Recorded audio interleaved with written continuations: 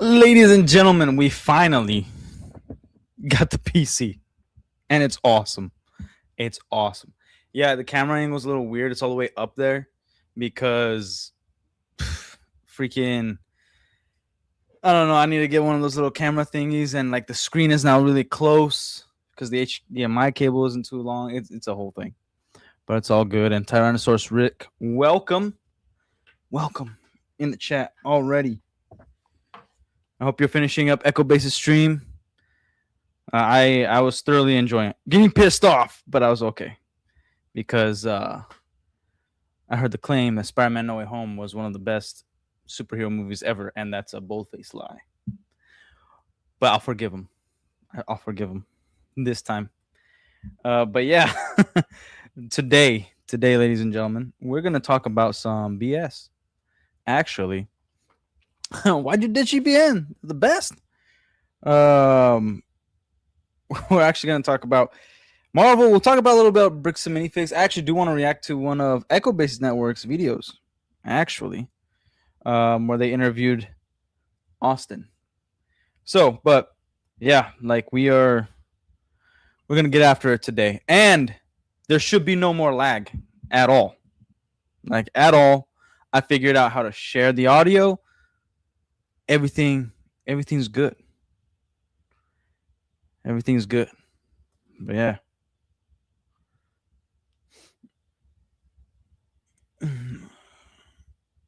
But yeah, it's been solid. Oh shoot, freaking A. But we will talk about some Spider-Man stuff. We'll talk about whatever it is we got to talk about. Mainly bricks and minifigs. Actually, no, not even mainly. I do want to talk about superhero stuff. We're gonna react to some videos. And yes, I'm on the new PC. There should be zero lag. It is incredible. And it's not even finished yet. The PC is not finished. Oh, I want to show you guys. I sent it to man here. Wait. I did take a picture of it. I think. Let me see. Here. Let's see if the camera will zoom. Here, can you guys see that? Here. Or freaking A. See that?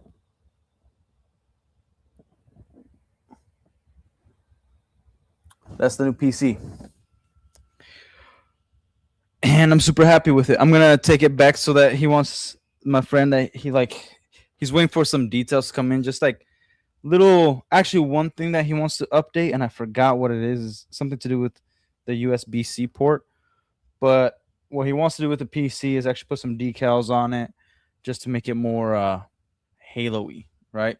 It is a sick case, man. It is. It's awesome. But so I want to hear your guys' favorite, like absolute favorite superhero movie. Whether it's DC, whether it's Marvel, I don't care. I just want to know. Because it can't be No Way Home. That's the thing. Some people might say it's the best, but I guarantee you if you ask them what their favorite is, the same people that say it's the best won't say No Way Home. Yo, and Tony finally made it. Tony is in the chat. What's up, an animal? Man, how many times have you changed your name? What up? Ben is in this. I swear it was something last week. But yeah. Awesome. Okay.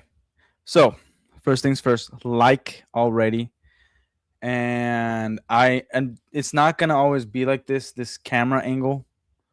It's just this is all I can work with today. Trust me, like everything's kind of more condensed now. I have less room to breathe here. But we're good. And the AC at some point will come in. If you guys don't know how YouTube works, I technically haven't gotten paid yet. I just got the AdSense in the mail. So when you apply, you get the AdSense, and then it takes around 2 to 3 weeks. You get in the mail, then you put it in, and then by August 1st, whatever I made or whatever at the beginning of the month, whatever you've made as a creator, then you get that money. So the AC will be coming in next month. And it's not really an AC. It's just like a cooling fan, which is good. Yo, Thug Light. It's always good to see you, Thug Light. I'll shout out to the current members up in here, which is Tyrannosaurus Rick, right here, falling asleep, hard hot day, and Thug Light, the members. All right. So, dude, Mark, I haven't seen you in forever, man. How you been? How you been? But yeah, what are your guys' favorite superhero movies of all time? What is it? It could also be a comic book movie, but I already know which movies they're not. Thanks, Tony. Like the good friends of mine are the people that hooked me up with the PC and everything. It was I have good people around me. I hope I attract that. The Dark Knight. All right, it ain't bad. I was so good back then. Yes, it was. There's one big issue of mine with the Dark Knight. It has its flaws. It's a phenomenal movie. It has its flaws. Two things actually for me on the Dark Knight. One, we should have gotten more of Batman. It felt like more of a Joker movie than a Batman movie, but it's all right. Two, instead of Skyhook, that's when we should have been introduced with the Batwing, where like the Batwing comes in and that's what picks up uh uh the one dude from Hong Kong, forgot his name. That's because it's like it doesn't make sense to have this CIA company, Skyhook or whatever the plane company is, because then they're gonna know that they're taking care of Batman, and then if they know they're taking care of Batman, they're gonna follow the paper trail, go back, and it's gonna be Bruce Wayne. So that's my issue with it. But also, it shouldn't be lagging, right? Sometimes when I'm looking at the chat and then I'm looking at screen and then I'm looking here, I can't tell if it lagged. Maybe it's just my brain trying to figure out. But Mask of the Phantasm is probably one of the best. It's probably the best animated movie of the DC ever, ever. Yeah, we should have probably got more of Two Face. Like there was a whole thing. Like even in Sam Raimi movies, it always bothered me where the villain just dies. The villain dies at the end of the movie, and that's it. We're never gonna see that villain again. That's all. That's always bothered me. Smallville was awesome. I love Smallville. Has massive flaws, but I love it. What do I think about the new Batman? It sucks. It sucks. Major balls. Robert Pattinson's Batman, right? Like people are trying to claim like it's the best one because he does more detective work. Dude, as soon as he found out that Alfred may have not lied to him, he immediately just condemns him. Doesn't investigate. Doesn't hear him out. It's insane. Watches a freaking bomb blow up in his face. It's one of the best introductions to Batman in any of the live action movies. That's just objective. But immediately nobody's scared of him. And then Catwoman is just the ugliest, square faced. She looks like she came from Minecraft. She's just the ugliest Catwoman ever. And also, it plays with the whole trope of like real comic book nerds don't want Catwoman and Batman together. It's either Talia al Ghul before she's insane, and then Wonder Woman is top. And Zombie Box Reviews, yeah. Drop in to say hi. The Amazing Bulk is the superhero movie of all time. All right. All right. Good night. Good night, Zombie Box Reviews. But yeah. And I know it's D's nuts now. Did you guys read did he happen to read my other message? It was pretty good. You thought the Pun King is in the chat, my man, Pun King. I thought people would take a shine to Robert Pattinson. He's got a real sparkle to him. Hey, with the puns. Man, I wish I wish YouTube had freedom of speech. I would call him his proper word. It's a slur. But yes.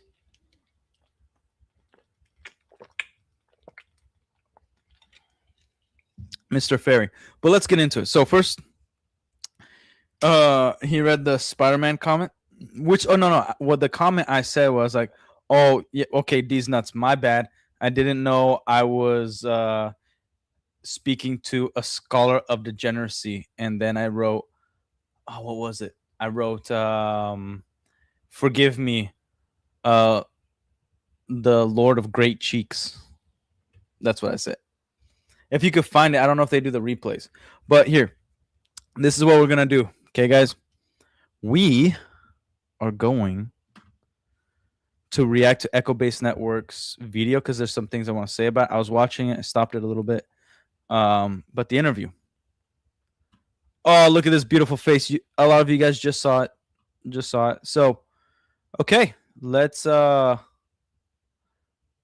it on. Guys, welcome back to Echo Base Network. In today's interview, we learned of a man who came close to opening a Bricks and Minifigs franchise. But after reviewing the numbers, questioning the territory, and dealing directly with Josh Johnson, he walked away. Tonight, using the name Austin to protect his identity. Hold up. First of all, can you guys hear it okay? And second of all, why is the quality just super... Man, the quality is all the way up there. And it's still poopy? Hold up. Identity, he explains why the opportunity stopped making sense and why he now feels extremely fortunate he never signed on with Bricks and Minifigs. Make sure you stay for all this because you're not going to want to miss one. Yeah, they've been crushing it. So tell us a little bit, what first made you interested in buying Bricks and Minifigs franchise? Yeah. I was making a transition. I was had been working a corporate job for a long time, had a kid on the way, and was just unhappy. I didn't want to show my kid that just sitting at a computer unhappy is how you got through life. And so I was ready to make a change. I actually I talked to my dad once when I was a teenager because he was a CFO, right? He's an accountant. Like, he's always on the computer crunching numbers. And I remember I told him, I don't want to live this life. Like, I never want to be in front of a computer. And right now I am. But he was like, hey, like, he pretty much gave me the life ain't all about sunshine and rainbow speech. He's like, life is about doing things you don't want to do so that you can go do the things you want to do. That's most of life, even if you're doing something you like. But yeah, like, I think a lot of people that are looking to open their own business, that's usually their first thought is like, I just want to be free of just making money. I want to make money and also do something that I'm enjoying and I could inspire my kids. So it's a pretty simple thought, that I think goes through everybody's mind, especially who has kids. I pretty quickly knew that I wanted to do reselling because it's something that I had been good at. I hadn't done it full time. And I had a lot of knowledge of Star Wars and Marvel, and then came across a Deadpool fig that I had on my desk, didn't know what it was worth. And I decided to Google Lens it, found out it was, like $65 at the time. My first thought was, I was like, there's opportunity here. Not everyone knows. Google Lens also is a tool that Bricks and Minifigs corporate always encouraged everybody to use. And it was actually super helpful because sometimes like Bricklink, and the unfortunate thing about Bricklink is that you have to type it in exactly how it's spelled. It isn't like this. It's not like a proper search engine. So when you search it, you have to type in if there's any capitals in the word or the name or a dash. Like when you type in Spider-Man, you can't just put Spider-Man. You have to put capital S, spider, and then dash man. And it's annoying, but Google Lens helps you identify it pretty quick and what set it came from and everything. It's nice. People have bulk bins and stuff, and so also helps with pieces. Yeah, slowly started to get into it that way. Started buying on eBay and flipping, and the margins were super thin. It was a lot of time, and it wasn't too long before I came across Bricks and Minifigs. By the way, buying bulk on eBay, be careful. I know of a Bricks and Minifigs owner that this person, she or he started selling on eBay bulk that they had, because every store is going to have too much bulk in their hands. All right. They had bulk, and usually you clean it, and sometimes the bulk, it comes in really dirty, like dusty, whatever. And this person would tell the employees that are packaging the bulk for the eBay purchase, would say things like, hey, mix in some of the dirty bulk in there so we don't have to clean it. And then they would sell it online. So Bricks and Minifigs, their standards, or low? First thought about it was like, oh, this is awesome. When I did it, it was about 3 years ago, and there weren't a ton of them. There was one here where I live, and that was it. And I was like, okay, this is an opportunity. Talk to the wife about it, and we are like, okay, like if we're ever gonna do anything, like let's go hear it out. Like it doesn't cost anything to hear, what this might look like. Right. And so we were looking at them as a trusted advisor in the space, going into it and helping steer us around any potential pitfalls. Yeah. And so like that's really what got us interested in the first place. So how did you first get? Now I know you told me you had some dealings with Josh Johnson. How did you first get connected with Josh Johnson, and what was his role in this whole process? Yeah, he was interviewing potential franchisors, right? Mhm. So I think he meant to say franchisee.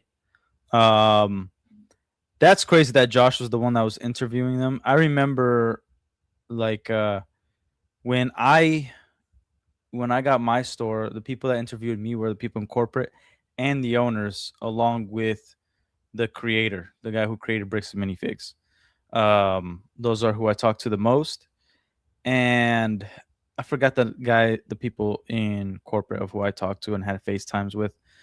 But Josh Johnson, I do remember him consistently lying to franchisees, saying that no Bricks and Minifigs ever went under, ever went out of business, ever had like financial issues of being profitable, which is a bold-faced lie. Like I'm like, you guys literally just told me about the Salem, Oregon location and how you had to take that over. So you guys just lied.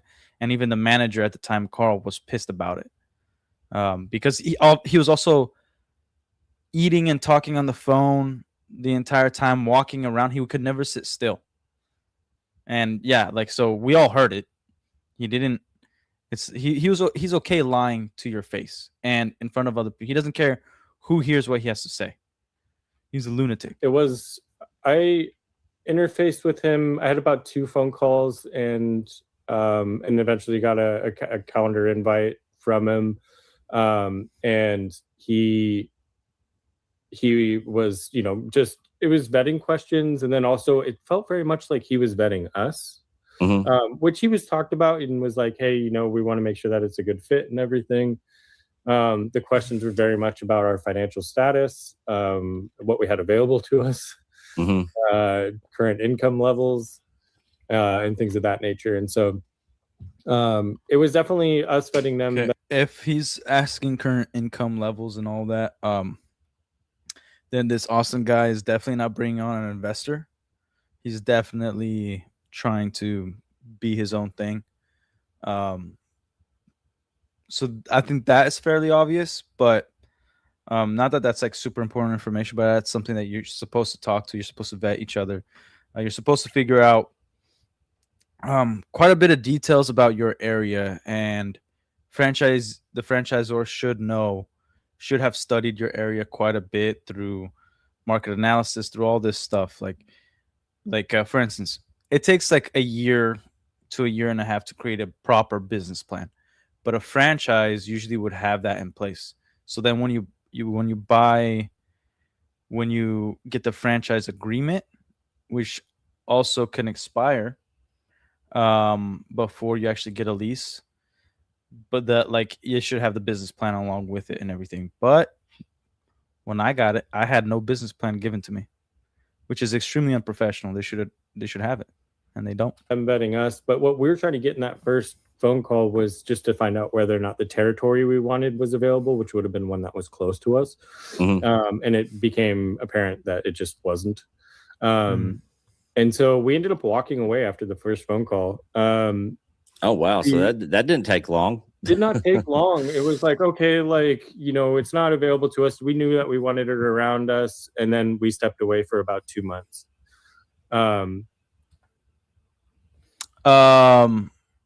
Mark Agan, are you talking about Reed Brimhall? And by the way, welcome, Dream Sigils. It is always good to see you. Talk like Waka Waka. Yep, that's his tagline. But yeah, Mark, is that who you meant? Yes, so I did meet him. After we react to this, I'll tell you guys a little bit about him. I did meet him. I've had many conversations with him, with Mr. Brimhall, and by many, it's like not that much. It's like more than 3. But yeah, I'll tell you my perspective, and it's probably not one that you guys would care about. But And then I started to do research. With base 44. oh, Simple. so while we let that go, yeah. Yeah, I don't have ad blocker. I totally forgot about not having ad blocker. That sucks. But yes, Mr. Brimhall, he I never had a problem with him. When I was there, he was just there and he would talk about taxes and finances and stuff like that. What him and his wife kind of give a presentation about how they acquired and came across Bricks and Minifigs a little bit. When they bought their store in Idaho, they mainly bought it for one of their sons who's heavily autistic, and kind of teach him some skills and give him a job that they like, and he's probably gonna work there forever, whatever it is. And like all the conversation I had with him was about money and finances, and he's very straight to the point, always smiling. I never had a problem with him. Never. Me and him, when we had conversations, never an issue. But when I talked to other people, it seems like everybody hated him. Like after being some time in the company, everybody was like, "Oh, that guy's just a douche. He's a dick." That's what I kept hearing consistently. But again, my experience with him, it was all cordial and courteous. So yeah, nothing like, "Oh, we got him." So sorry, guys. Like that's just the honest truth about my interactions with that guy. He works with his wife. I haven't heard about her before. I don't know if he works with his wife. That I don't know. I think the whole family kind of works. He has a son that works in corporate, Adam Brimhall. He, at least at the time that I was there, he worked there. I think like his wife would come in and do like maybe some help sort out bulk, help kind of assist day to day. I don't think she was ever like a full-time employee, but they were trying to make it, I believe they were trying to make at least one store, maybe that Idaho store, like all family. Because I think they fired one of the managers just to bring on his son-in-law to be a manager, from what I heard. Again, that's what I heard. I don't know. I can't confirm if that's true or not. That's just speculation, just from what I heard. Did he try to get you into Sensi? No, he did not. He did not. Like, he very much so is kind of separate. And Dream Sigils, let's go with the $2. Thank you so much. And no, so he didn't try to get me into anything. He was very much separate. Like he kept his stuff aside. Like, we never, at least franchisees at the time, remember there was like less than 50 when I got in, I think. There may be 51 or whatever. But when I got in, like, people can call him when he was available and ask him some questions, but he couldn't give financial advice unless you hired him, and he was retired at this time. It was this whole thing. But no, nothing about a pyramid scheme. But let's get back to Nick's lovely face and Lego.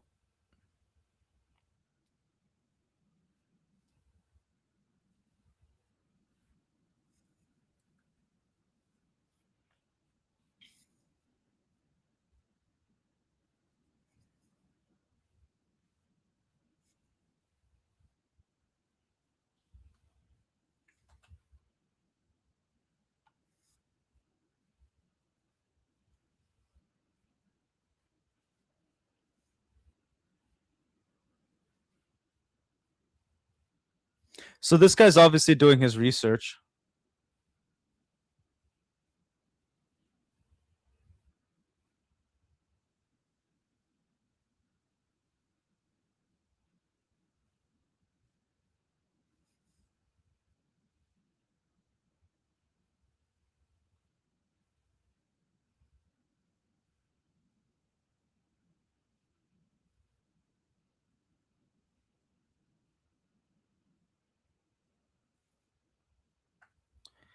That okay. Obviously, Josh Johnson is an a-hole. You don't ever have to point that out to somebody because they like it's one of those normal things that you should know when you're going into a business, but it's all dependent on if you have a good area, who your clientele, customer base is, how well do you expand? You could any business you could become rich. Okay. Like I'll tell you guys a story. I had my father in Brazil. He is he was a secretary for one of the stake presidents at church, and then the stake president has two counselors, right? The first guy went to Harvard, the stake president, and then the second guy went to MIT. The third guy was a landscaper. He cut grass, and he rented out his cars, and he would drive a Mercedes, which in Brazil, it's like if you have a Mercedes, you practically have a Ferrari. Okay, that's big boy stuff, and especially at the time. And when you asked him what does he do, he's like, "Oh, I cut grass." And he left school when he was 8 years old to cut grass because he couldn't afford school, and he was making the most money. Like I know other stories like that about a janitor who knows how to clean and just kept hiring more people to clean. Like anything you can do, anything that you do, you could become rich off it. And more cows, Jasper, more with the cows. There was no sound for the video. Oh my gosh. My bad. I turned off the sound. We will rewind that. We'll rewind that. I had to come back to the table. I do it on my own. Here we go. And then I started to do research. Is there the sound back? See, try and do it on my own. Wait a minute. And see what it looked like. And then very quickly, as I started to. Wow, so that didn't take long. This is what happens when you don't have. It's not available to us. We knew that we wanted it around us, and then we stepped away for about 2 months. And then I started to do research. I started to see, try and do it on my own, and see what it looked like. And then very quickly, as I started to dig into the business plan, it became apparent that I wasn't able to get the advanced metrics that I needed in order to understand whether or not a potential retail location was going to be viable. And so it's like average footfall conversion, just like a lot of high level basic stuff, but without it, it's impossible to know. And so that's where bricks and minifigs started to look more attractive again, right? It was like, okay, they have these metrics, they'll know, and all that stuff. And so we decided to come back to the table. So you when you went back to the table, you talked to Josh again, and I guess we did. And this is where it started to get a little wonky. Very quickly, the attitude had shifted significantly. He brought up the salary again that I was making at the time, which was not insignificant, and basically was like, you're not going to get rich in this space, and that's an unrealistic expectation. Right. Okay, so that's what I was talking about before. And Dream Sigils. Austin mentioned conversion. Because conversion means multiple things. In business, it means one thing. In the legal system, it means another thing. In reality, it means another thing. But conversion is like, what's the conversion rate in terms of customers? What's the conversion rate in terms of employees? Like you could, all these questions that you ask a business owner, and I'm not using it properly, but these are general business questions that you need to find out before you open a retail space. A space, a physical space, is much harder to understand than opening up like something on the internet. Okay. Obviously, this guy knows business. He understands way more than most people do when it comes to understanding retail and its potential, which Bricks and Minifigs doesn't like. If you know what you're doing, they don't like that. So when when Josh is mentioning his income and saying you're not going to get um, rich throughout because of this. Again, first of all, that's Josh's opinion. It's a stupid opinion. Yeah, you most likely statistically won't get rich, but obviously you don't need to say that to him because he should be able to do his homework. That's just a waste of breath. Why would he say that to him? But we all know because Josh is a retard. So, by the way, Salt and Exile, what's up? But like Austin understands how to scale upwards. How when you have a physical store, you can get rich. Again, like it's all about scalability. It's about opening multiple locations, making that first location successful, doing the right deals, negotiating. There's a lot of things that could go into it that could make you quote unquote rich. Because if you start making, let's say, $400,000 in pure profit, or let's say 400,000 pure profit, 100,000 in personal income, great, and your expenses are less than 60,000. You got around 40,000 to play with. Maybe take 20,000. 20,000 putting into something like the S&P 500, investing it into something else in the business, investing it back to the business will increase your money. Or you find somebody who knows how to invest it, and then you go from there. So something can supplement you to get rich, but still could be just a very viable business. And here was the other thing. I don't know why I forgot about this, but back when I was in training to obtain my store, Matt and Ammon pointed out a few store owners that had a lot of money, but they didn't care about the business. And so they were using bricks and minifigs as a tax write-off. So they were okay actually making little to no money on a bricks and minifigs business. And they were trying to vet those people out. They're trying to make sure that didn't happen, which makes sense for a franchise company to not bring in people who are going to neglect bricks and minifigs and not care for the brand and just utilize it for tax purposes, right? But then at the same time, they did all the things they did, which is insane. If you ever plan on doing a Rocket League stream, sign me up. Heck yeah, man. I will. I've done it before. It's been a while though. But let's get back to it. Which I kind of snapped back, like uncharacteristically, and was like, I completely understand that. You should snap back. But like I know that not every dollar earned is the same, right? Like earning a dollar happy versus completely unhappy in your career, like totally different, right? Yeah, and absolutely. So, I just didn't like that it kept coming back to that. And then when I started to press on any advanced metrics, it was just like, absolutely not. We're not going to give you any of that, which I kind of understood. But at that point, in order to have that second call, we had to sign the NDA. Oh, wow. So that was a significant choice for us. And it was like, okay, well, we're going to sign the NDA and we're not going to get out. Like, we're not going to, compete for a year. That means it basically meant we're not going.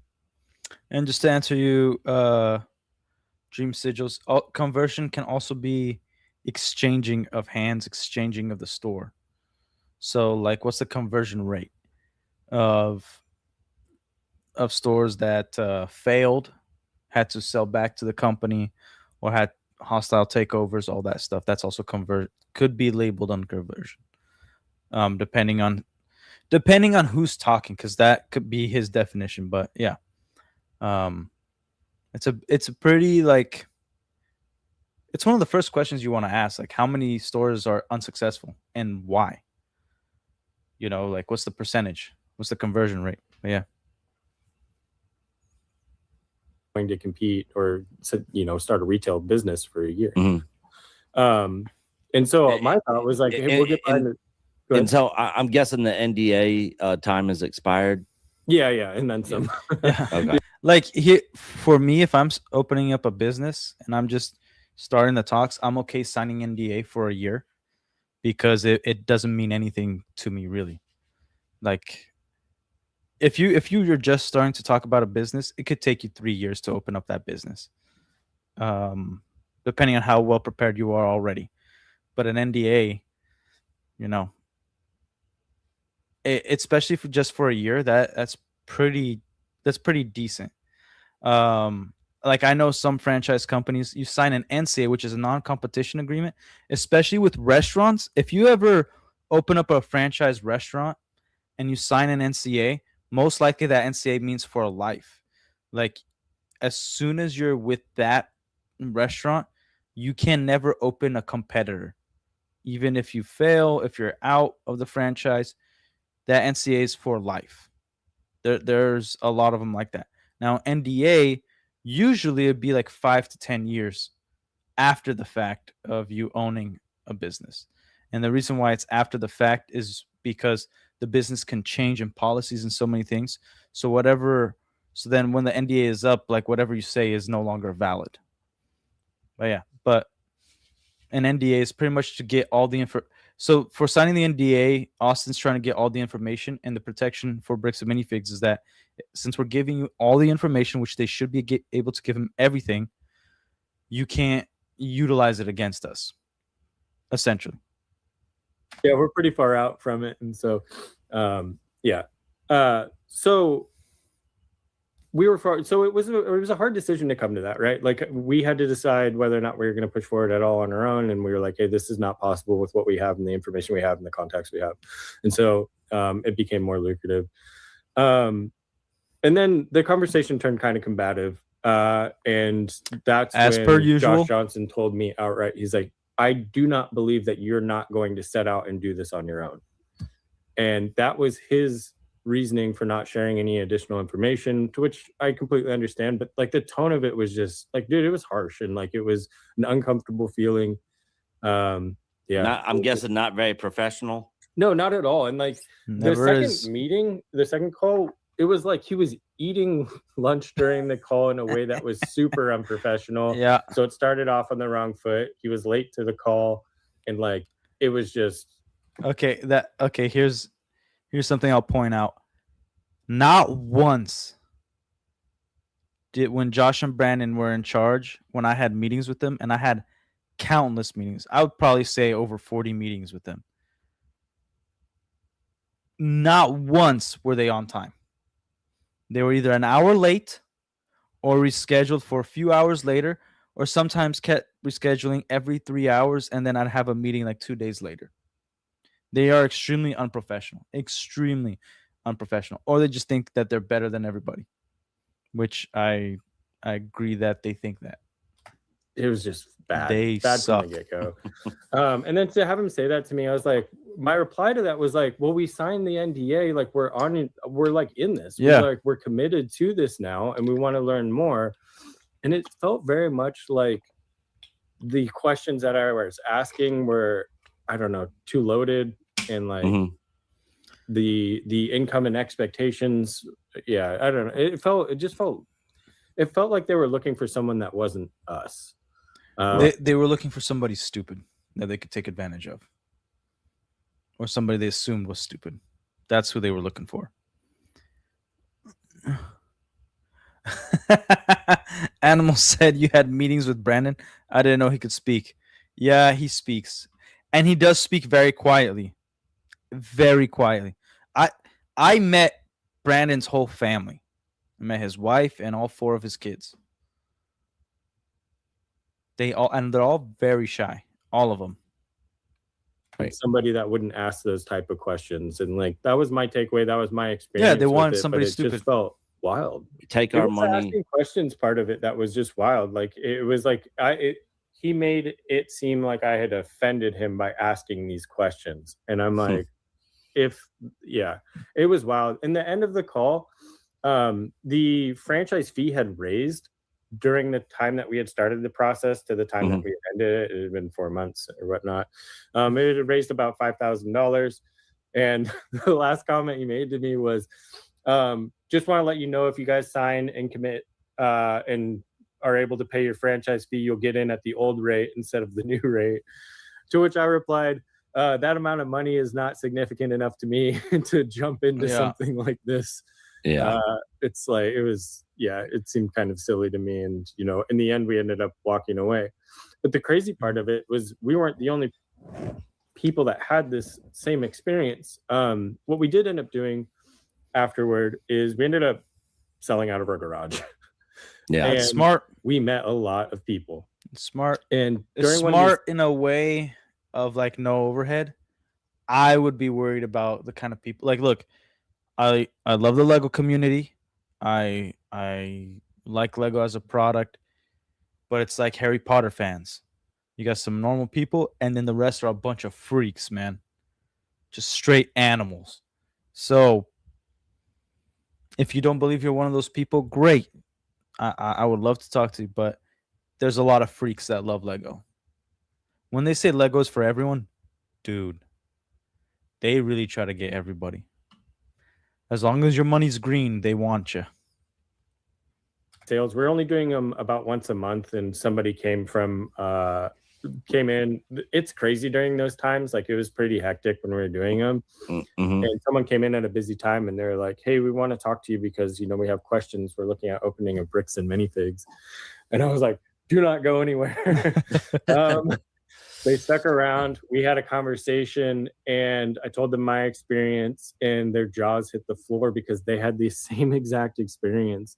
It was a guy and his wife, and he said that when his wife started to ask the questions, they said that Josh Johnson said, it sounds like you don't want a franchise. And this was super early on again, like same, almost exactly the same story. And it just felt like when Josh says that, that means like you're asking too many questions. And you're supposed to just go in blindly and trust us. That's what he's trying to say. Because he's going to freaking bend you over backwards and then molest you to oblivion. That's what he wants to do. And just to say hello to some people in the chat that are the members. Ace Tone, what up, Relic, and chat? Say hello to Ace Tone, everybody. And Random Consumer, hi. Hello. Everybody say hi. Yeah, and now we'll get back to it. Hello. they're looking for a certain type of person when they're in these situations. One of the things that they hammered a lot is like they just kept saying you're not going to get rich in this space. And like that was just one of the things that I kept hearing him. Dude, I would get so pissed off. Like, you don't know me. You don't know my capacity. You don't know what I'm trying to do. And in this space, like, you can get rich. I had a customer that bought, like, was a Lego reseller, and he would just sell me things that he was okay taking a loss on, and he made $45,000 a month profit reselling Lego that he started doing like 26 years ago now. I think now 26 years ago. And he would, like, his plan was simple. He'd buy it, he'd try to find it on sale, hold it, and then 5 years later he'd resell it. So like for 5 years he's taking a hit, but he's waiting for the crashes. Like, for instance, I'll tell you guys this, like, back in 2007 with a market crash, 2008, right? There was the biggest Star Wars set just came out, which is the ATOT, and it sold only at Toys R Us. Only at Toys R Us. It was Toys R Us exclusive. Then the market crash. Okay, so nobody freaking bought it, and $200, hefty price. It went up at its peak, $3,200, and now you could only find it new in box for $3,000. Sometimes between $2,500 to $3,000, depending on the condition of the box. Built with no instructions, no box, just built and everything intact, you're still gonna get $1,000 from it. So imagine you buy something for $200 and sell it for $3,000, dude. Yeah, you can make a lot of money. You have to be objective. A problem with a lot of the store owners as well is they don't know how to be objective. They like, I love the Eternals movie, therefore Eternals Lego's gonna do well. Nope. It doesn't matter what you like. You have to be extremely objective. You have to dissect everything in terms of media, in terms of hype, in terms of marketing. You have to dissect it all to understand where the market's going to go and what sets will actually sell, which market it will sell. Like for the people that do mocks, and this set came out with like 5 new pieces that are only going to come in this set for the next 4 months. Then you have this 2-month period where it could sell really well, but only to the mock market, not to like everybody. So people are going to be looking for it just to get these pieces. You know what I mean? But yeah, get back to it. And I was like, look, I understand, but like when we started to do the math on what not getting rich looked like, it was like risking a substantial amount of money. I think it was like a 200K in startup costs to potentially make like 60 to 70. Wow. Yeah, that range. sucks. And then I was just like, dude, like I could make that out of my garage with no overhead, you know, and no risk to my family. And like that's when the numbers didn't add up. It's like that 6% fee on top of all the overhead just didn't make any sense. And then it was like, all right, overall net take was like 9 to 12%. And if you sell $1 million, that's like 90 to 120K. I was like, that's not great. Yeah. But if you add in an additional 6%, that's 150K to, you know, whatever. Like that's a lot better. Right. And so like that was the part that just like one of the many red flags along the way that just. Oh, another ad.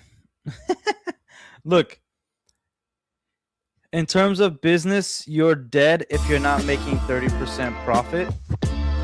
If you're not making 30% profit, you're dead. Like, that's just the honest truth. You're not a business, you're a hobby. Like 25% barely gets you anything. You should aim for 35% at the very least. And hopefully, you can get at least 50% profit in whatever business you're in.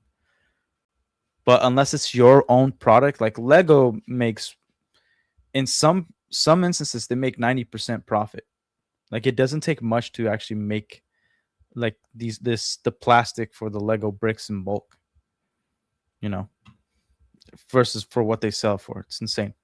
Douglas, you got pulled over for making to my wife a turn. This cop is an what? Well, be careful, man. At least you're not an American fork. When Austin said he was selling out of his garage, I thought he meant online sales and shipping. When he said lots of people showed up and it was a busy day, my jaw dropped. Yeah, I would not have people come into my house. K&Q Visuals. Am I wrong, or isn't anything under 15,000 in yearly profits considered a hobby? Yeah, like it's the game is percentages. Okay, like look, okay. There's the number that you need to make to survive. It's probably going to be above 15,000. It's usually anywhere between 35 to 75,000 a year is what you need to survive. That's after taxes. That's what you need to, like, obviously you should have expenses lower than that. Let's say 40,000 is your expenses you need to live. You should be making at the very least trying to hit $50,000 of actual money coming into you. Whether it's you have 2 jobs and a side gig, you have 1 job that pays well, and at the end of the year you'll have like 10,000 in savings, or at least a few thousand. Awesome. Now, if you it's like this: if you, let's say you made $1 million in sales, but your profit was 15,000, like then that's a crappy business. Let's say you made only $100,000 in sales, but your profit was 60,000. Obviously, you're doing awesome. Okay, so there's benefits in doing the previous one I just said in terms of when you take it like towards a business and tax perspective and losses and things like that. There's that, but it's not about that exact number. It's about the percentage you're making back. You invest, let's say you invest $1 million, but you've made 60% of that back in profit. Fantastic. You know, you should always try to hit 50%. 50% is a good spot. It's a nice spot. You should never go 25% profit is the least you should ever go. Ever. But that gives you no room for emergencies, no room for nothing, no room to invest back into your company, because part of the profits need to invest back into whatever it is you're doing, whether it's getting a better vehicle, whether it's getting another employee, paying more in marketing, whatever it is. You got to be careful. Yeah. kept with Florida's zero income tax. Nice. And now, let's get back to it. Tanked it for us. Yeah. And like now looking back on the story and looking at where it's at and seeing all the people's stories, it's like I said in the email, it feels like a level of survivor's guilt. Like as I watch everyone that wasn't able to make that connection or, had more heart than head in it. Yeah. And now they're suffering. It's devastating, man. And like even my local bricks and minifigs, it's painful. It's painful to see those people go through that. Well, here's the other thing. Like me, like we don't know who talked to Josh. If you talk to Josh, then you have a good chance of getting out of it before you sign anything, because you'll realize he's a dick and a scumbag and worthless as a human being. But if you talk to somebody else, they're gonna like hype it up. They're gonna give you all the information, and they're going to massage your ego. So there's like a level of like this. There's a part of where it's your fault for getting into it, which is what I felt like. Hey, it was my fault for trusting these guys. And I was able to, once I saw the writing on the wall and what they were doing to me, I was able to preserve my home and everything I had, so that I would just get back to zero. And then there was a bunch of surprises after that, and you guys already know the story. But there's also the level of you should also understand business and what you're doing. Okay, so there's a level of responsibility that you need to take, but also another level of getting bamboozled. So I get the whole survival's guilt thing too, because I've gotten some messages from other owners or previous owners, and they went bankrupt and they're living in motels right now with their family. They got kids and stuff, and they just all their money was taken away by these guys. So yeah, and I wish I could do something about it, but I'm not. Yeah, not in any it's position. like especially them, because they had that territory that I wanted. Yeah. And there would have been 1,000 red flags along the way, I'm certain, but I'm just thankful that we backed out when we did. I'm trying to think of all the other stuff. Yeah, I mean, like it was wild how I even came across it. Like I was watching Reckless Ben's second video, and I was like, holy like that's the dude that I had those phone calls with. Yeah. Like I could not even believe it. And I was like, what a small world. And then I went into my email and I Googled, because I couldn't remember his name. And, I have all my meeting invites from him, and they're all that guy. Yep. They're all there. Yeah, I just literally searched my email for Josh Johnson, and I was like, oh my God. Wow. Yeah. Now, when you were going through this, did you ever feel pressured to? That was my realization when one of my old employees sent me the video, Reckless Ben's video, and I saw Brandon. I got so heated. I'm like, I freaking know this bastard. And then that's when I like started watching all of it. I was like, I need to let them know about who they're dealing with. And at the end of the video, when Reckless Ben's like, if you have a story or connection, whatever, email me. I'm like, I emailed him immediately. Make a decision or move forward faster than you were comfortable with moving forward? Were they kind of like pressure you, like hurry up? Make a decision, give us money. Yeah, the direct comment to me at the end of that second meeting was like, pay now so that you can pay less in the future. And I was like, with him trying to get me to pay before the week's end so that I could get in before the franchise fee raised or whatever. And it already raised a couple of months before, based off of old franchise information that I could find. Mm-hmm. I was like looking up old franchise info, and I can't remember if it was $15K, it raised to 20, and then it was raising to 25. And since then it's continued to go up and up. Yeah. We actually talked about that in our last BAM Files video. Yeah. The other part, the other pressure point was around the territories. He was pushing super hard to get us to move into a territory or commit to a territory that, one, he'd never been to. He was looking at like some average income zip code information and all this stuff.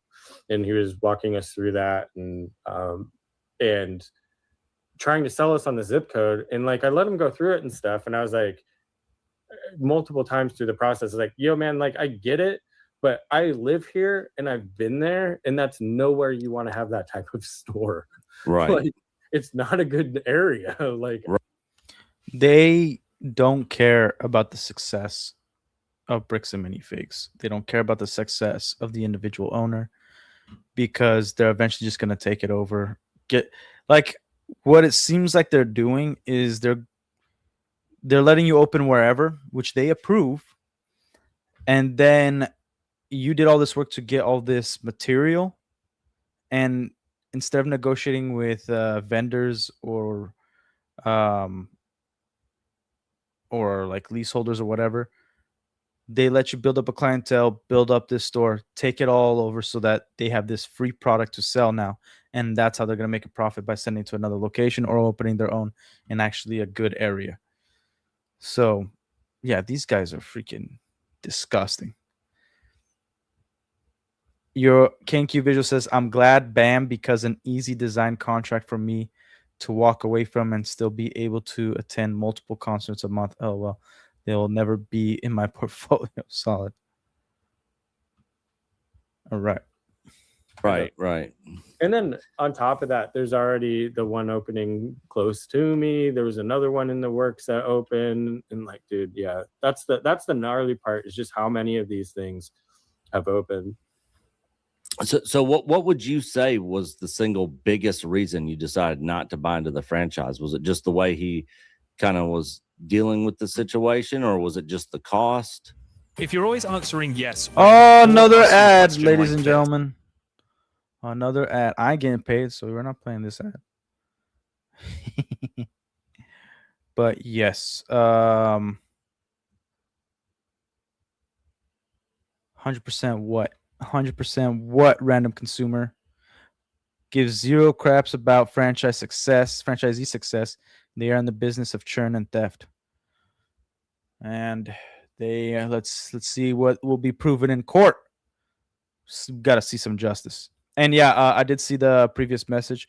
A lot of people are looking into see how Crystal Gorman and Benjamin Gorman's lawsuit turns out, because then everybody's going to be able to see the tactics of Bricks and Minifigs, and a lot more people are going to have confidence to actually get lawyers and fight back. Or maybe some lawyers would be okay taking a pay cut to fight Bricks and Minifigs because it's going to be an easier win. You know, like in my situation, like think about it this way: Crystal and Benjamin Gorman, they're very brave, and like they're going hard to do this. Like this was not in the public eye before. This was nothing, and they were actively trying to they're actively trying to fight the beast, right? And that's something that nobody else was doing. I tried. Other people, there was one that was successful, maybe two, but yeah, other people who, you know, like me, who don't have faith in the system, and even if they do win, I still don't have faith in the system. And the other people will have a lot more faith and a lot more vigor to go after them. So, well, that's something that is nice. That is nice. Kind of sucks though, because they have to wait, but I believe in Crystal and Benjamin Gorman so far. Oh, the sound. Dealing with the situation, or was it just the cost? Yeah, it was just like financially, it didn't make sense. It wasn't making sense. And then compare that with the experience that we were having with them, and it was just an absolute no-go. Yeah. So looking back on it now, you'd probably say the biggest thing for making you make this costly mistake was just the numbers, basically, of jumping into this franchise. Yeah, but like if somebody doesn't have that information, like, so they weren't even sharing the numbers. You can see how all these people got into this situation, dude. Like, they're like, oh, I want a store and it'll be fun and I'll do this, and then we'll have the support of these people and it'll all move forward and it won't be an issue. And then it is. Yeah. So if someone was watching this and they were considering buying a Bricks and Minifigs franchise today, which I'm guessing there's probably not a whole lot of people that are doing that. But what would you say? What questions should they be asking before signing anything with them? Oh, I think it's even before that. I don't even know that there is a question. I think there's action that needs to be done first, and it's to dip your foot in the water and start selling on Bricklink first. Yeah. Like, commit to it and understand what you can do on your own, small and local, before you commit to that overhead. That's not good advice. So an online store versus something physical is two completely different businesses. Even if you open a store and then you open online, now you have two stores essentially, different markets, different business. It's that's not good advice. Now, dipping your foot in the water, that's okay. Like flea market, going to conventions, you get to see who the fans are, who collectors are, who are just kids that are gonna buy. Um, Flea market is your local area. You're gonna see a lot more families, a lot of people that actually don't have a whole lot of money, but they're willing to spend on like a collectible here or there. So, yeah, I think it's important to see what information they got. I think you should get experience in another area and like be an employee first before getting into a franchise. And you don't have to be an employee of that particular franchise. Like for instance, I had retail experience in terms of sales because not only did I do car sales, but I also was a manager at GNC and then turned around stores that were struggling and trained employees. So I knew how to train the employees and how they can make sales. And I saw, I bought an existing location that I knew wasn't making money, but I saw the potential and I knew the mall it was in and the agreements they had. So I knew how to train them so that we could make money because we were getting traffic. Like for instance, one year we had over 8,000 customers come into our store. That is not a whole lot of customers, but to some people it is. And the goal was to get the average ticket up to 85. We didn't reach that goal, but we got close. So let's say it's just 8,000 people and we did reach 85 average ticket. That's $680,000. That's pretty damn good. Okay. We got to around 72, I believe. It was above 70 and around 8,100 something customers. But yeah. And that's customers that like bought sometimes they buy like $5 minifig, but the average ticket overall. No, the average ticket um yeah, the average ticket overall I think was a little lower, but it increased. Like the previous year's average ticket before I came in was like from 30 to 40, which was abysmal. But yeah, the way they should go about it is not opening a Brickling store. That's nuts. That's insane. Because that will guarantee or be a faster pathway to success than anything else. You do it out of your home and it's pure profit outside of what you're spending on the goods, right? Mm-hmm. Yeah. I would say low and slow, man. Just do it low and slow. You could do that's that. That's what we decided. I'm just saying, like, you're taking way more risk. Like, you don't know what kind of psychopaths are into Lego and they're going to come in, rob you, blow up your house, whatever they're going to do. To do. We're like, well, we're just going to do this out of our garage. I'm glad it worked for all them, I can though. say is that there's going to just continue to be stories like this. For every one person that got caught in it, I hope that there's other people that didn't get caught in it that have stories that they can share in the experience and just kind of paint the picture of what's happening so that when you guys are investigating further, you can understand the lens at which they were going at it. Now, that is one perspective from a franchisee's. Look at his beautiful face. Look at him. Look at him. Gotta get your camera, Nick. Account of why he walked away from bricks and minifigs. His claims are presented as his recollections, and EBN is continuing to review supporting records and seek additional context. Anyone considering any franchise should independently verify the numbers, review the current FDD, speak with the current and former owners, and consult qualified legal and financial professionals before signing or paying anything. Thanks for watching. We are UR Echo Based Network. Until the next one, we'll see you guys later. Word. Another phenomenal video from Echo Based Network. Solid dudes. You guys talk amongst yourselves in the chat. Give me 1 second.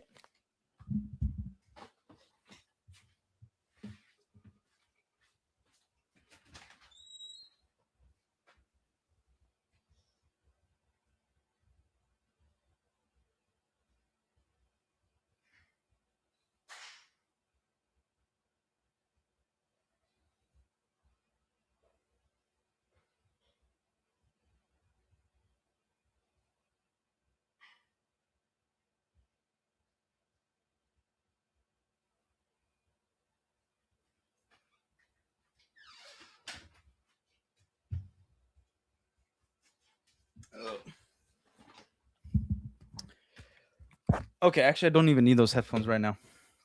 So, okay, 1 minute. So again, first, don't forget to like and subscribe to Echo Base Networks and myself. And you, Jasper gifted the Last Relic membership. That is what I'm talking about. So I'm talking about, dude. Thank you. But yeah, so obviously it is a sweet chair, isn't it? Lord of the Rings, baby. See how it says "My Precious" right here? But okay. Obviously, it's you got to be careful giving advice through your experience. Okay. Austin had success with how he did things, but it doesn't mean that that's the particular way you want to start things. I think you should understand Bricklink. You want to get into Lego, dip your feet into Lego. That's great. It's better to understand retail than just one side of things. Like for instance, study the Lego company. The back in I think 2021, the Lego store that made the most money was around 50 million a year. Lego store, like an official Lego store. That isn't even the average of what a Target sells in Lego in 1 year. 1 year average of all the Targets that exist. Like some of the crappiest Targets sell more Lego than the Lego store, than their best performing Lego store. Okay. And that's why they have these deals with Target, Walmart, and stuff, because they make more money off that. And if you want to understand retail, you need to understand mothers. Women / mothers determine the retail market. They determine it. Because what happens when you go to Walmart, what's a mom gonna do? She knows the schedule. She knows whose birthday's coming up, when the next party is gonna be, what her kids are gonna do, the extracurricular activities, the name of the teachers, all this stuff. So when she's grocery shopping, which is usually gonna be the mother, she is going to find something that's convenient. She's gonna go to the video game section. She's gonna go to the Lego section, the toy section, and just grab some.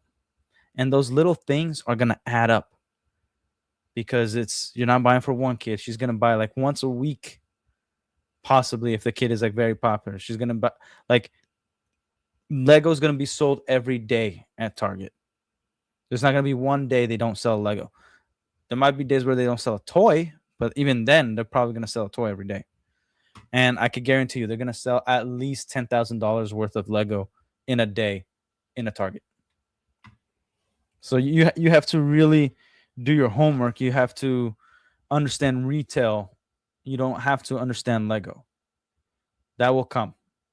You have to understand retail. You have to understand how to get people in the door. You have to understand marketing companies and how to keep them there. So that's the one thing I would advise, I guess, against Austin. It's just too risky to do it out of your garage, out of your own home. Like, man, I don't even mess with Facebook Marketplace because I don't want people to know where I live. That's crazy. But it worked out for him. No psychopaths went to his house, and he's obviously still alive. So, yeah. Can you give us your advice is how to take a company and make it successful? Then I will always sit and listen. Sick. Always give advice. People can decide for themselves if my opinion is helpful. You can give an opinion. Advice is different. Did you ever snipe big box store for inventory for profit? What does that mean? Like if Target was like having a sale on something, then yes, I did that because it just made sense. Like if there was a very popular set that Target for some reason had a discount on, and I knew it was going to retire that year, yeah, I'll buy it, hold on to it, and then sell it for more when it is actually worth more. Okay, let me see if I can explain more to you. Dream Citrus. Parts of Austin's story confused me. He wanted a location near home, but was scared of different places because of possible theft. Then he advertises that randoms show up at his house. Yeesh. Okay, so he wanted a specific territory. And again, you should open a store of where you understand the most, where you're comfortable with, right? Because that means it has a higher chance of success. You know who the clientele are. He didn't want to open other places that Josh recommended because he knew those other places and they are terrible for a bricks and minifigs or retail space or brick and mortar toy shop, right? But maybe he understood that where he lived caters to children, caters to Lego enthusiasts, and he thought it was going to be successful, which apparently from his story it's successful to him. We don't know his numbers. We don't know if he's making $1 million or only $50,000 a year, right? But it is successful to him. That means he's making a nice profit margin and he's okay to keep doing it, right? And I don't doubt the way he's doing it is very slow and methodical. He's probably going to open his own location at some point. Stopping by to show IMMS Gaming. IMS Gaming. Should I say it like that? Mr. Dragon Lord. Stop by to show some love, slapping the like, but I'm busy recovering from surgery. So having kind of blah, but just wanted to show some. Dude, what happened, man? I hope you're all right. Surgery ain't no joke. I hope you're doing okay. Lego store in Compton versus Laguna Woods. I'm guessing some areas can be vastly different. You don't say. Like a gun store might do really well in Compton. And also versus Laguna Woods. Vastly different areas and territories. But yeah. So one of the things I wanted to point out, which is kind of a caveat into Marvel and DC Comics, right, is not only the Lego company, but bricks and minifigs, and overall, like, when do companies start destroying themselves? Have they always sucked, or does everything just suck right now? Overall, does all this stuff just suck? People have been talking about the Odyssey quite a bit. People have been talking about, the new Spider-Man movie, Doomsday. DCEU is like nobody's really talking about it because it just don't matter. It's just worthless. But bricks and minifigs at one point didn't suck. There was a point, maybe it was like for the first hour that Emin and Matt took it over. Who knows? But there was a point where it didn't suck, right? There was a point where Disney Marvel didn't suck. There was a point where DC didn't suck, whether it's comics or movies. There was things that sucked about it. There's movies that sucked, but overall it didn't suck. Now, overall, right now, everything it seems like it all sucks because we're not fighting or arguing on the basis of something being not only well written, but we're arguing the fact about trust. Okay. I love the movie theater experience. I want to see the movies all the time. I still want to take my kids to see the movies. And I thought Toy Story 5 would be the first movie I would take my kids to go see. Comes out and I was like, you know what? I'm going to watch it for myself beforehand because that's a smart thing to do. And I'm glad I didn't show my kids that movie because of the messaging it had in it. There's no trust. Like Lego, we could trust that they're in it for themselves, the Lego company themselves. We can't trust the statements they make. They say they're never going to get into adult themed Lego, right? And then they come out with a set that's called Queer Eye from the Queer Eye show, which is a bunch of gay dudes that are hairdressers. That is very adult theme. They do the whole rainbow flag thing, minifigures for the month of June. That is very adult. That's not for kids. Okay? They say they're never going to get into war. And then they do Star Wars. Oh, but we're never going to get into realistic war. They do Indiana Jones where they literally make Nazi minifigures and World War II planes. That if it can make money, Lego's going to get into it. Okay?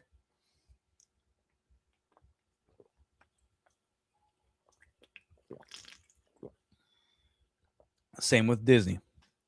So, I'm going to explain to you guys why Spider-Man, even if it's well written, it's going to suck. How about we go through the latest trailer? How's that? Okay. Let me see. Let me pull it up here. This way you guys could I could explain, even if it's well written, it still might suck. And a lot of you are like, there's no way. What are you talking about? What are you talking about? So let's see. Let's look up Spider-Man. Brand new day. Let's go through 2 trailers. We'll go through should probably avoid Sony.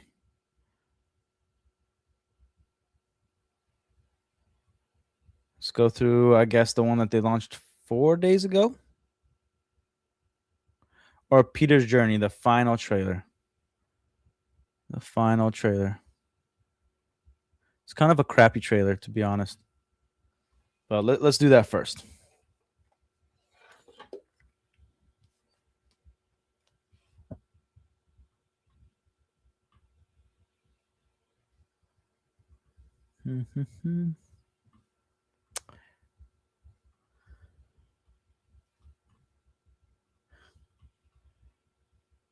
Okay, cop was just weird. And before we get into that, I'll answer this real quick. I don't understand why the stores don't have the metal gates behind the glass walls at night. Glass storefront is not going to protect you. A gun will. Just saying. But let's get to this. Okay. My name is Peter Parker.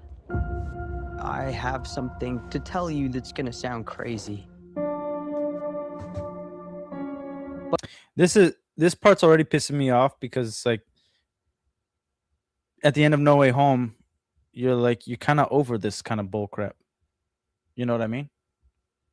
You're over it because you realize the responsibility you got to take and to protect the loved ones, your friends. And I was hoping that, Zendaya's character would die. So, but whatever. But it's the truth. Let's get into it. You're the Spider-Man. Can't tell anybody about this. You gotta keep it a secret. Okay. Thank you. And all the good, it's well written, but it's Iron Boy. It's not Spider-Man. And we finally, at the end of No Way Home, we were gonna get honest to goodness Peter Parker Spider-Man from the comics. It's gonna be changed because of his past or the movies we got previous, but they had a shot and now they're screwing it up. Everybody good? Yeah, Spider-Man! We used to know each other. We were together. Unfortunately. But something bad was gonna happen. Oh man, that's just phenomenal. Look at that. Beaut. Just great. Me. And the only way to stop it was to do the hard thing.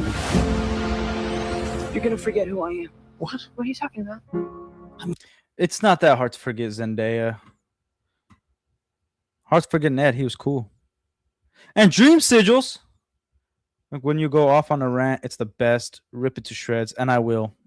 Oh, I haven't even started. Yeah, let's rip this apart. I'm gonna come and find you, and I'll explain everything. You're better. I love you. I love you so much. Tell me when you see me again. Shut up. My name is Peter Parker, and I like a coffee. Is there anything else? You see, that was like the best part. Like we were done with this whole thing, with the fake MJ. I wanted Ned back. I like Ned, but Zendaya's character, and like it's not a hate to the actress. It's a hate to how they wrote her character. She's insufferable, And they were useless in No Way Home. They were just wrote in there so they could be useful in some way, but the whole time they didn't need them. Did not need them. Maybe I'll never read this to you. No. Maybe I'm just writing this for me. And maybe that's my responsibility, to live alone with the truth. In 2 weeks. By the way, I think it was a huge mistake to put the Doomsday trailer before this, because now it's like, oh, if they retcon it or have an insurgence, whatever happens in this movie is going to be moot. It's going to be worthless, because then Spider-Man will be retconned for like the 4th time. Because I'm not just Peter Parker. I'm Spider-Man. We're faced with a threat that can be anyone. You sure you want to do this, Scorpion? You think I'm Scorpion? So that's that line right there. Good line. Why? Because that's what a trailer needs. We need to question things. So when we go into this movie, we're gonna see him, but him saying, "You think I'm Scorpion?" Spider-Man's obviously fighting somebody else that isn't Scorpion. So like he's not seeing the proper image. He's not seeing the actual person that's in front of him. Meaning we're probably going to get some sort of X-Men, probably going to get something that's messing with his head and his vision. And we're going to get similar to what we were getting when he was discovering his Spidey sense in the Mysterio Spider-Man movie, the second Spider-Man movie, which was also that movie. Sorry, that was a stupid movie. I hate it. But let's get back. So who knows if this is even going to be the actual Hulk? Banner? No banner. Only Hulk. So he said no Ben, only Hulk. Cool. But also, are we going to get Venom? Because the symbiote was left behind somehow, which has no explanation for it at the end of No Way Home. In the post-credit scene, the symbiote stayed in this Peter Parker's universe. I'm sorry, but you're in danger. What? I promised you that I would keep you safe. Please, you just have to trust me. Come on. Fine. You're the only. Okay, so that also means that either somebody infiltrated his mind or remembers the same thing that Peter does somehow. This is nothing new that you guys already know. It's nothing freaking new. One who can sense it. Hey, can we do this one at a time, please? You're the only one who can defeat it. There better be a good explanation of why he does not have his mask. I got to tell you, because I'm sick of heroes not having their mask on. It's stupid. Anybody remember V for Vendetta? He had his mask the entire time, and you could feel emotion through it because the actor can act. Who knew?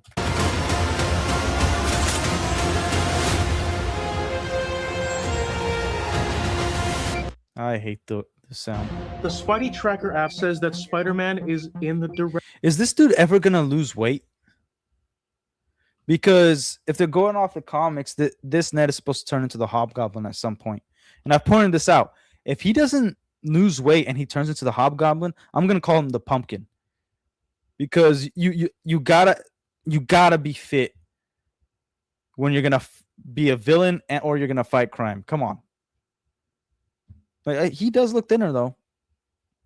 Maybe they're waiting for him to beef up. Vicinity. Oh, yeah? No way, that's crazy.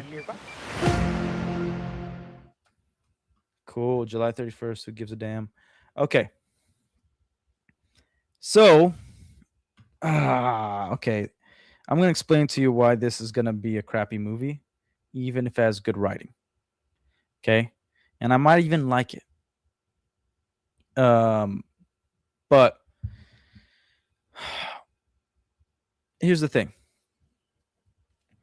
The way Zendaya's character is written, the fake MJ, right? We had the first opportunity after No Way Home to go get it from the comics. The best thing that really Disney, I guess it wasn't Disney, that Marvel was doing with Spider-Man was the Spectacular Spider-Man show, where they actually put Gwen Stacy and Mary Jane in the same same run, I guess, or the same show, where like Gwen had a thing for Peter, but Peter actually liked Mary Jane. We didn't really see it go anywhere. Kind of a little bit, but nothing really happened. Um, the pumpkin comment almost made me spit my water. LOL. Give me a warning before the jokes. You know me.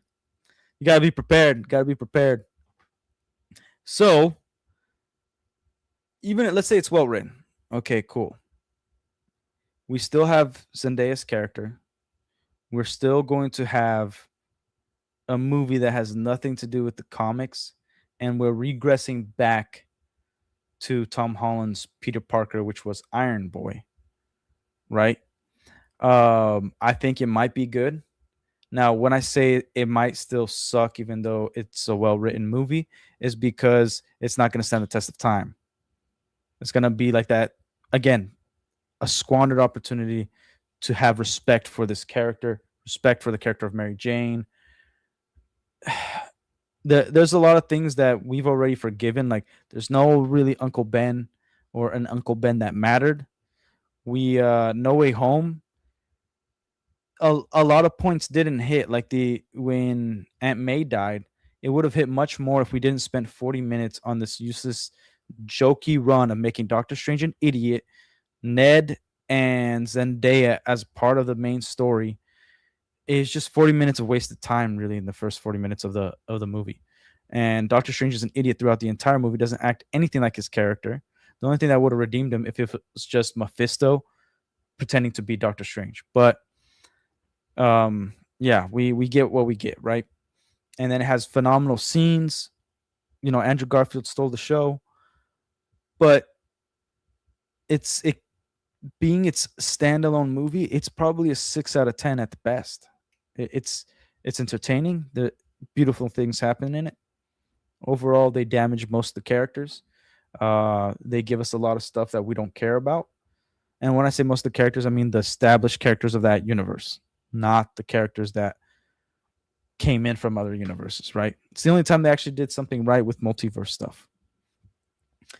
So it's gonna be, even if it's well written, the reason it will suck is because we're getting Doomsday, and with Doomsday we know that they're gonna switch so many things up. They're gonna kill everything that came before to prop up the MCU, but also they might retcon the entire MCU and then retcon this movie in and of itself. And we still have to remember, like Frank Castle, this is the Frank Castle from season 2 Punisher and Daredevil Born Again, which suck. Daredevil Born Again sucks super hard. Like when all these things are attached to it, you can't actually judge it as a standalone film.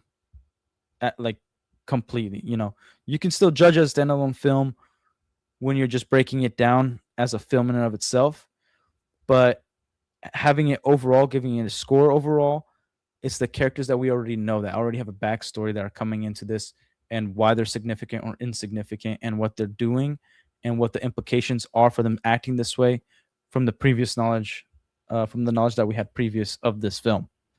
So this film, like I'd be very shocked if it did everything right. Zendaya needs to die. Her character, she needs to die. Like we need to go to the white redhead Mary Jane, and it's because her character is insufferable. She's holding Peter back the entire time. She's actually never really propped him up. Just watch the previous films. She's a motivation for him, but then again, his motivation should be to do good other than himself, which we saw in No Way Home. But every trailer has been a focus on him trying to retain his memories of his friends and still being a part of their life, even though at the end of No Way Home, he realized the right thing to do was be separate from them. He realized that. So it's just, we're regressing. We're going back. Like No Way Home is practically worthless other than them erasing everybody's memory of who Peter Parker is. that's the thing that they have to be careful every movie that they launch to make sure the movie's previous wasn't a waste of your time. Phases 4 and 5, complete waste of anybody's time. But anything that was decent or fun that didn't destroy lore completely, it's now a waste of time in terms of an overall universe. It's just like how many people after seeing it in theaters and after it launched in DVD or on streaming services have watched No Way Home more than 4 times. I don't think I've ever met anybody who's watched it more than twice. Dream Sigils, having X-Men in this movie just feels like Disney flexing that they paid to get both Sony and Fox in contracts, which should have never happened because they turned into a monopoly. It should have, right after Lucasfilm was like the last straw, and then they still allowed Fox. And they don't have Sony. Sony has Spider-Man. They have contracts with Sony. Sony will never give that up. I'm hoping the live-action Mega Man that's in the works isn't going to suck. Dude, it's Hollywood, baby. It most likely will suck. Like, come on. Come on, dude. Don't put hope in something you know is being created with not the right intentions. I want to know who's all in charge of it, but it's kind of like there's no hate if you like the Odyssey. But you know their intention was to use the Odyssey as a platform to use Nolan, his name, to make it successful. Let's take the movie and put like some other Ryan Johnson as the director of this new Odyssey film. You think people would make the money that it made? Because Nolan is the hero of Hollywood. He's their poster child.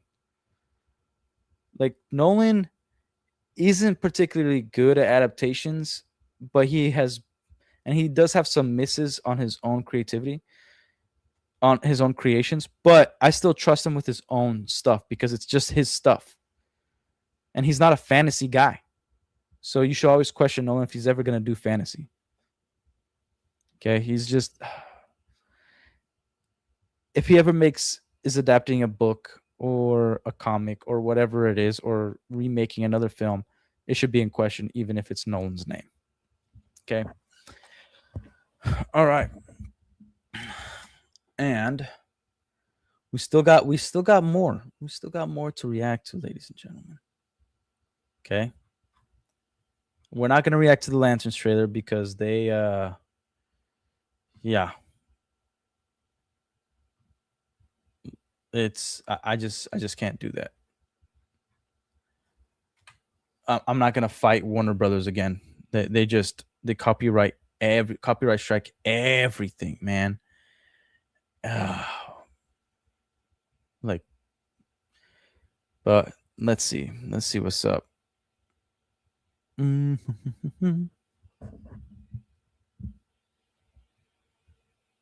So save that. But what's all the Marvel stuff? What happened? Oh, I did. Okay.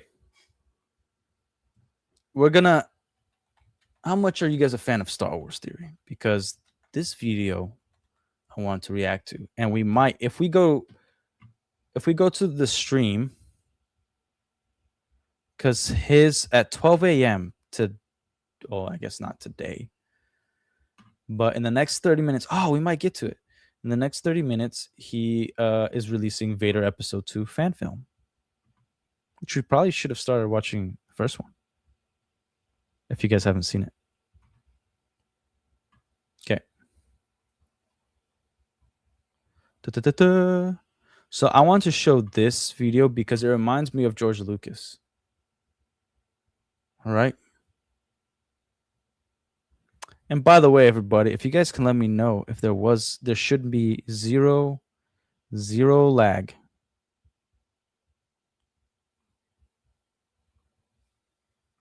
All right, you guys ready for this? You guys ready for this?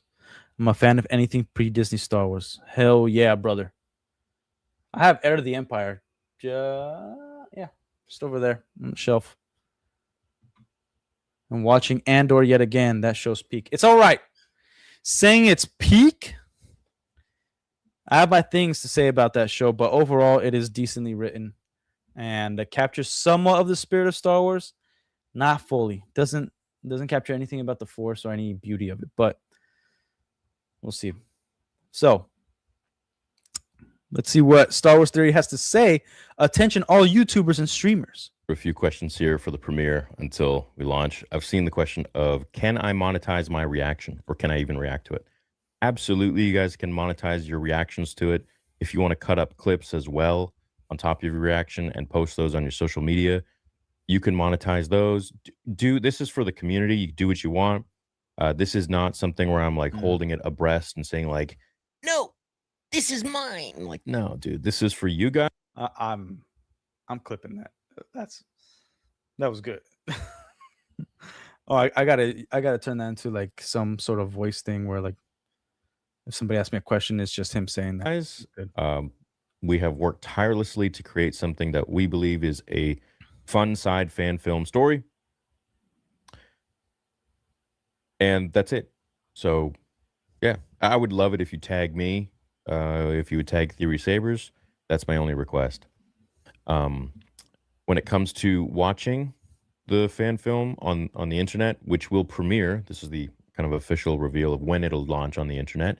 You guys know about the premiere in Glendale, California on Monday, July 27th. It will premiere July 27th at 9 p.m. Pacific time. So grab your popcorn at home, wherever you are in the world. This will be a free fan film, a free video on YouTube, right? So this won't be behind some like join membership bullshit paywall. This won't be like halfway, oh yeah, now you got to pay to watch the rest. Like, no, like this is just, I'm just putting it out there. It's free. So you want to react to it? Go for it. You want to monetize that? Go for it. If it gets claimed by Disney, I don't care. The first one did twice. You know the story behind that. I don't care. I don't remember This is simply a passion project and something that a lot of us wanted to create for the love of Star Wars as Star Wars fans. Look, this is actually something, if you guys don't know, George Lucas encouraged this. He loved seeing people create their own fan films because he was a passionate creator.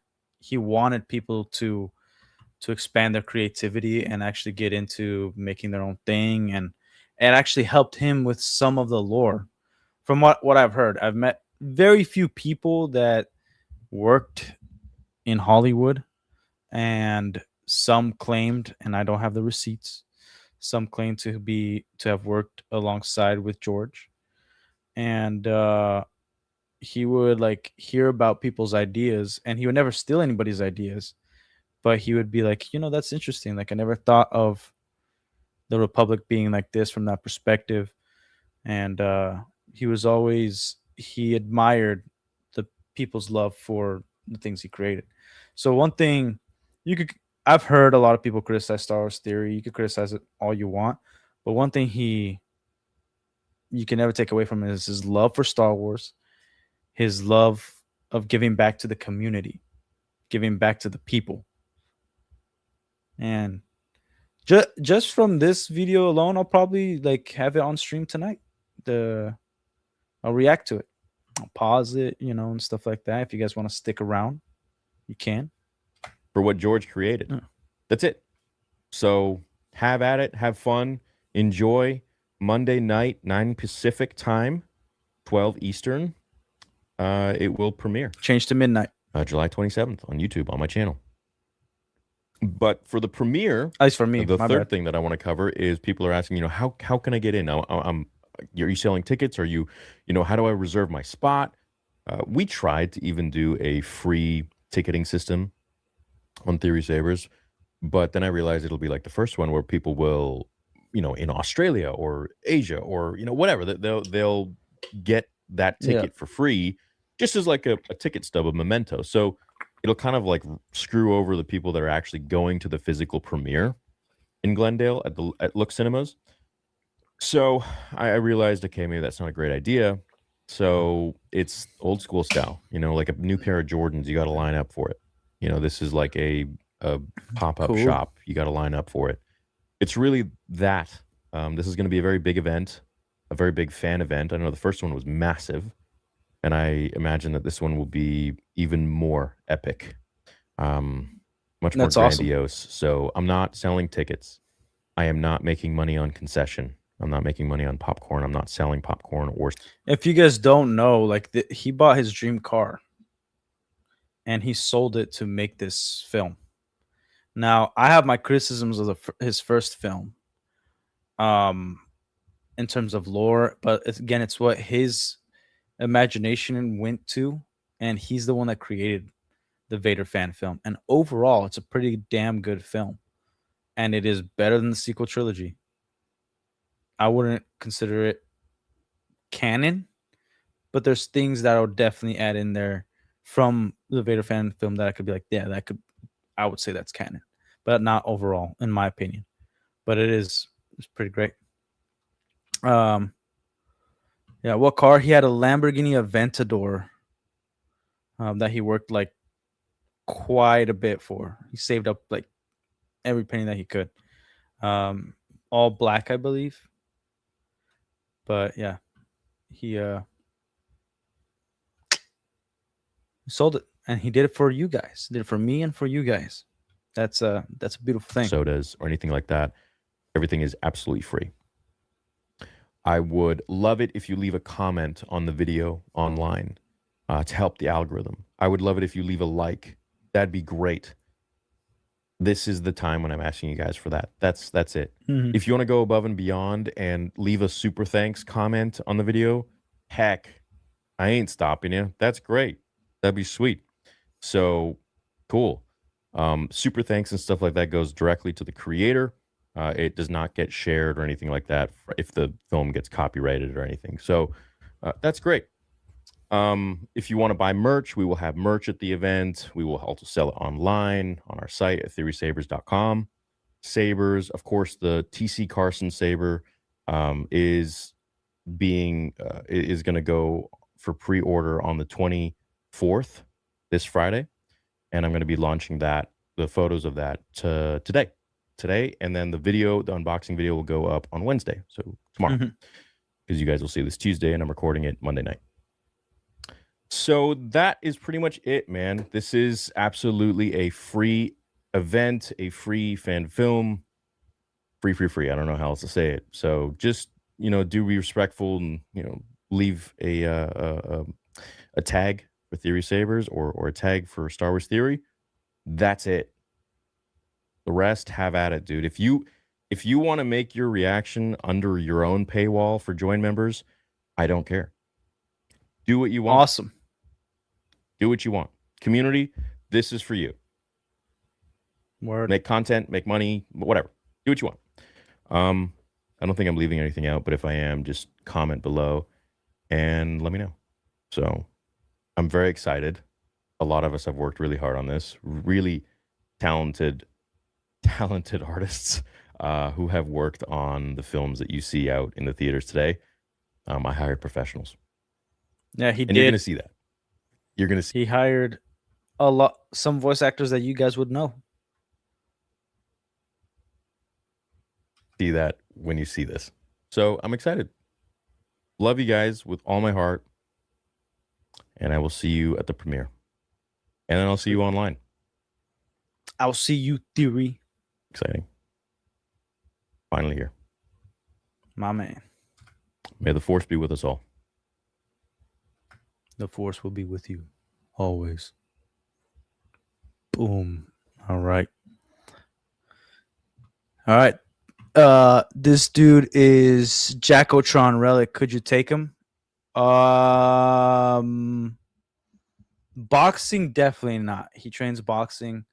I use my feet a lot, and we're in different weight categories. I think if we did jiu-jitsu at my level and his level now, maybe, but no. Yeah. Astria Adams, I firmly believe that Star Wars is at its best as a universe, and that the more people we have creating in it, the more chance we have of amazing things. I believe like the only way to keep it alive is through like this fan films. We can only keep it alive through the original vision of George Lucas. because Disney has no vision for Star Wars. They think of it as a money grabbing machine, and they're not grabbing any money, and they're using it as a platform to sexualize children and using it to destroy the nuclear family and using it to destroy any fantasy of what a hero's journey is. That's what they're doing. They like there is no reason for them to do what they do in the Star Wars universe that they've been doing. And they don't understand, like, Hollywood has been through this disgusting degeneracy. Like, I when on Echo Base Network, somebody talked about Dune and like cursing, right? And it's throwing them off. The reason why that's actually important, it's not because the dude's a prude. It's not because I'm a prude or I don't like cursing or anything like that. It's just that if it's in everything, then there's no essence of that thing. There is no, how do I put, differentiating the real world from fantasy. It takes us out of the movie, right? And we see like the Lantern show coming out about like I think it actually was the first trailer. There was 3 F words, F bombs in there for a superhero TV show. And it wasn't a red band trailer, so anybody, even kids, can go watch it. Like we're not even getting red band trailers anymore unless there's nudity when it becomes explicit language. So if, my kids are not on YouTube. I don't allow them to like go through YouTube. But if they wanted to see Green Lantern, because they watch superhero stuff with me, I read comic books to them. They have comic books, and if they like Green Lantern, they just type in Green Lantern, go to YouTube. It shows up this trailer. They're gonna be able to watch it. They're just gonna be able to watch it. Isn't that insane to you? And yeah, there's a degeneracy in Hollywood that is just, it is what they believe should be a story instead of being an actual fan of something and pushing the fandom forward. What we have is a bunch of people like, oh, Star Wars makes a lot of money and I don't like it. But if I'm in charge of it, I'm going to turn it to something I do like, aka not a fan. That's when gatekeeping is actually a really good thing. You keep those people out of it. And unfortunately, a part of our failure as fans is we got a bad rap for gatekeeping for some reason, and we just kind of we allowed the beast to wake up. We didn't keep it down. We didn't allow it to, the knights of the gates fell asleep, and that was us. So that's part of us to blame. But from what the damage that the beast has done is not 100% ours. The problem is that not too many of us were asleep and didn't fight back when we should have. But it's never too late. It's never too late to fight back. All right. So, in honor, let me see how long is Vader episode 1, Shards of the Past, the fan film. Oh, it is only 16 minutes. I think we could watch that, right?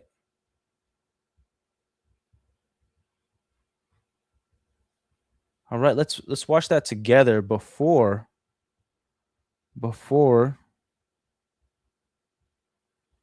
it actually goes up.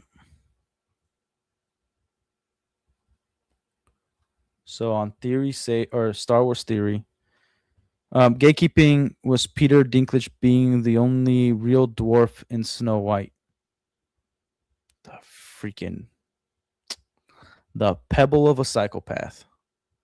Hollywood is also known for shooting a lot of movies, but not enough actors.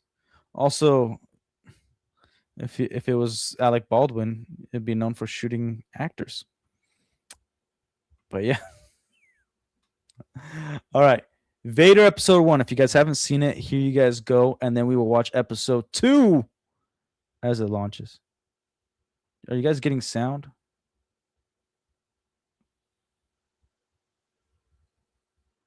a long time ago in a galaxy far, far away.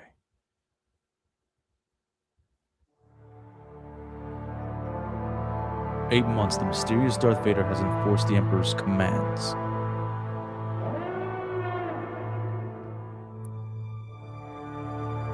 For some, the Empire brings fear. For others, it brings hope.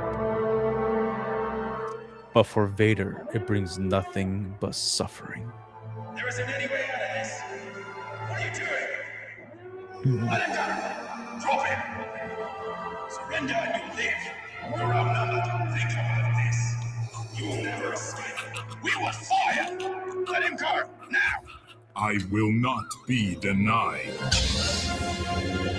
Open fire! Blast him!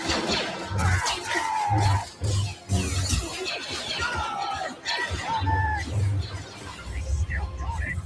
Blast him! Hit! Brother! Reinforcements coming!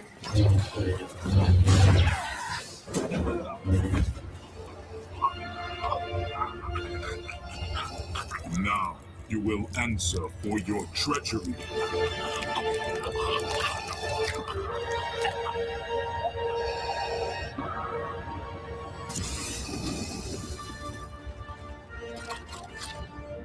Man, like, say what you want. He's freaking killing it, man. Like, this is awesome.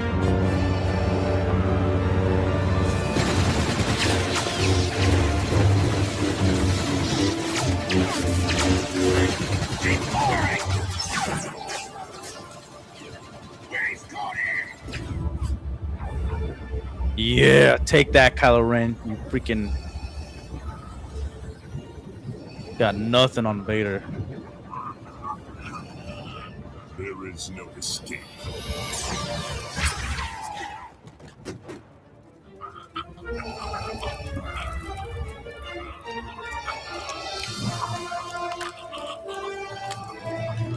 You will suffer for your deceit. Answer for your failure to save her.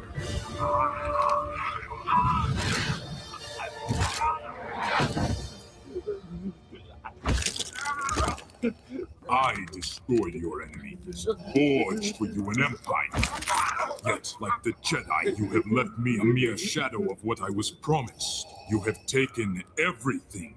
Everything? Foolish boy. You grieve for the dead wife of an insolent Jedi. Your precious Padme's fate was your choice. Just as your fate is mine.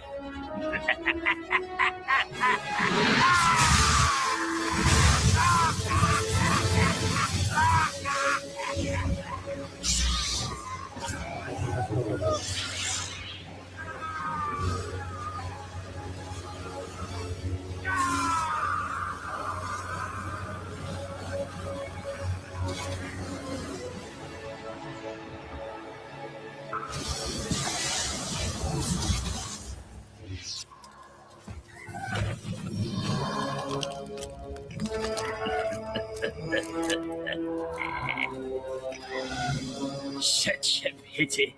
How much grander and more powerful you could have still become. If you had had the temerity to embrace the path set before you.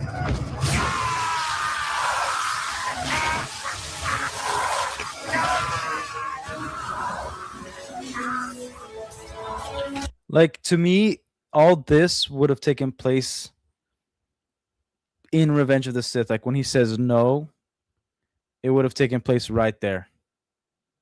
You know, your deceit, whatever. And then we get the scene at the end of Revenge of the Sith where he walks up next to Darth Sidious and looks out as the Empire is constructing in those 6 months. So that's my main criticism of this particular is mainly the timing, you know, because I think it's not that Darth Sidious would forgive him for doing all this stuff. He would have punished the hell out of Vader, but he would have driven any shred of Anakin being connected to anything of his past, you know, where then Darth Vader overcomes and corrupts Anakin 100%.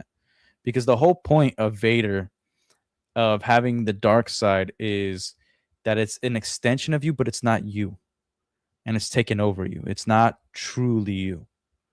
You know what I mean? So that's where my criticism of it's mainly the timing. You know.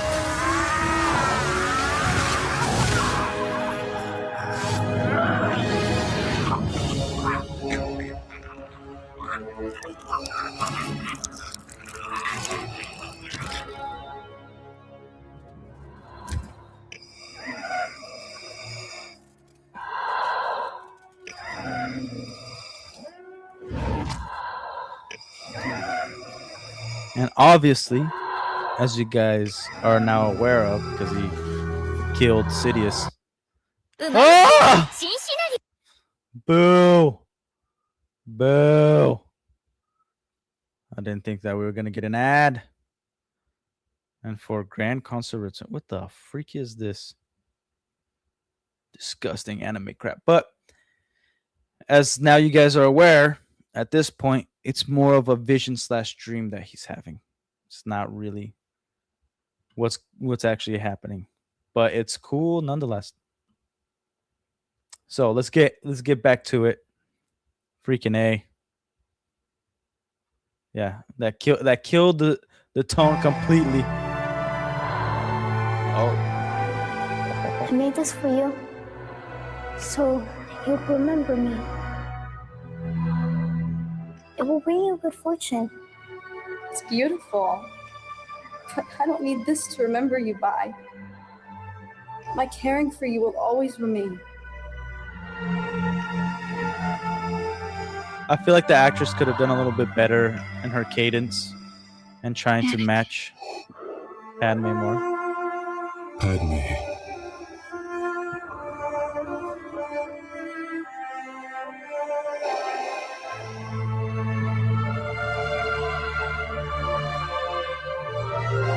This is my other criticism, where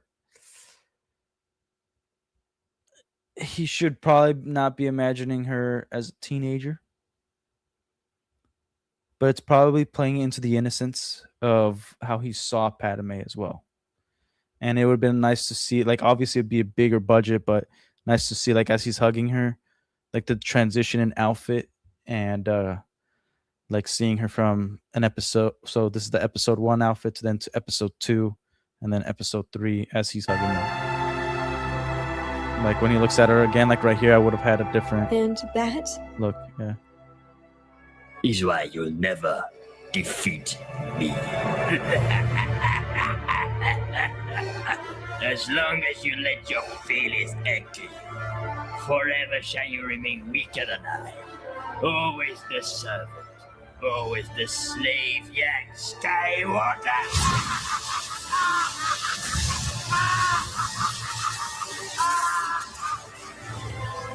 Anakin! Anakin! Anakin! Anakin!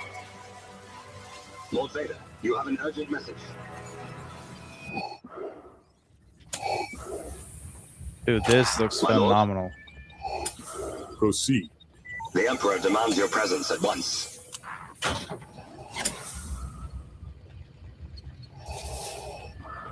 Lord Vader?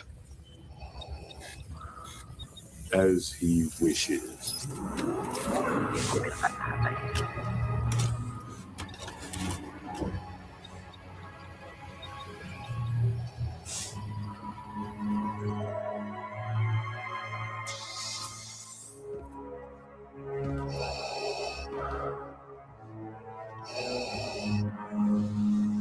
Gods, leave us.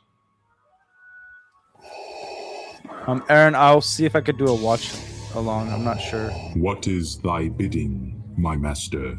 You On are the member distressed, side. my friend. I am fine, my master. Are you now? Your anger radiates like a whirlwind, yet unfocused. No, not unfocused. Hidden.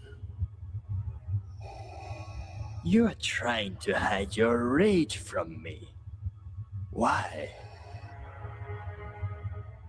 Ah, I see. Then what is your hesitation, Lord Vader? Give in to your anger. Strike me down. I have no such wish, Master. Pathetic. A mighty Sith Lord crippled by melancholy and indecision, all due to the attachments of a Jedi. There is no attachment. Anakin Skywalker was weak. I destroyed him. Did you? Yet Skywalker's powers dwarfed yours, did they not? No. Rise, Lord Vader. It is the way of the Sith to destroy all who stand in our way to power. To eliminate our rivals, is it not? Who stands in your way, Lord Vader? Who holds you back? Keeps you subjected and decrepit within that armor? Anyone? If so, only your hate will eradicate him. Use it.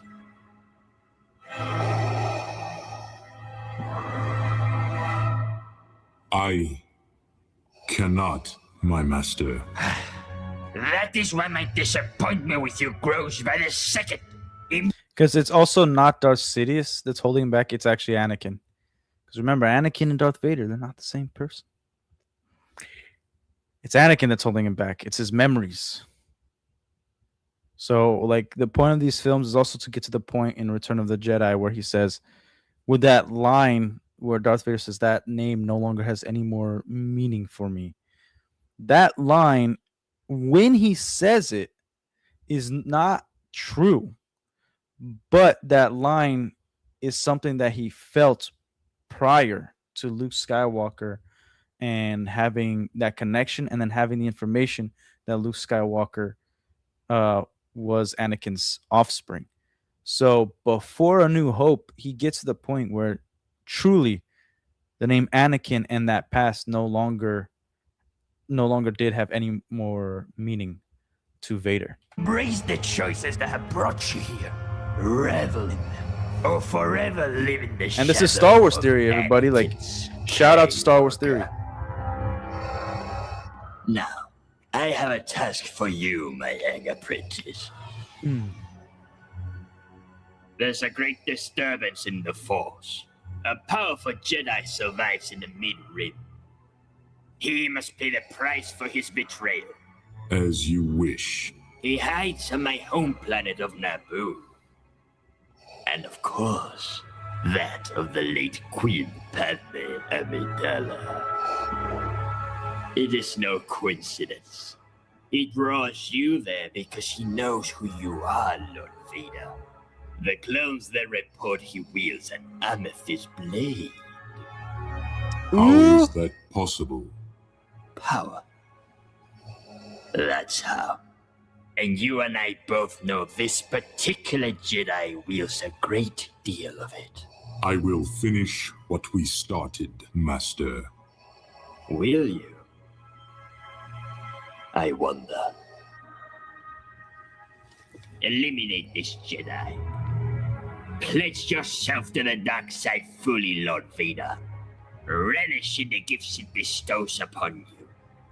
Only then will you be able to cast off the chains that bind you and achieve a power as never before. Only then will you be able to destroy the rival before you. Then I will not fail, Master. The way he said master there, it sounded way more like... Oh! To Leo. Oh! Good Lord. The way he said master there, that sounded way more like James Earl Jones, you know what I mean? Before it was like, okay, I see some James Earl Jones in there, but a little bit I was like, I don't know, you know? And then we get the fade. So let's get back to it. Da-da-da.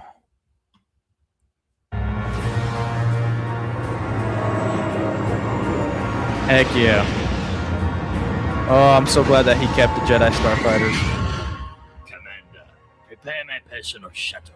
I haven't watched this in I forever seem since to it came be out. afflicted by a sudden tinge of nostalgia to visit my beloved Naboo.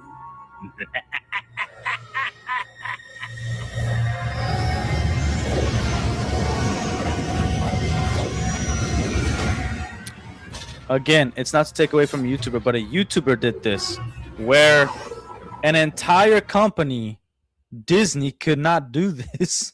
And as much as I hate the sequels, their effects weren't that bad, but like this is so much more Star Wars than anything Disney has done, even to the stuff that I like Rogue One. You know, Andor. I think that's the only two. But I still hate, like, I liked it, but it sucks. Rogue One sucks, but I liked it for a little bit. And then I see too many problems with it now. Can't like it too much anymore.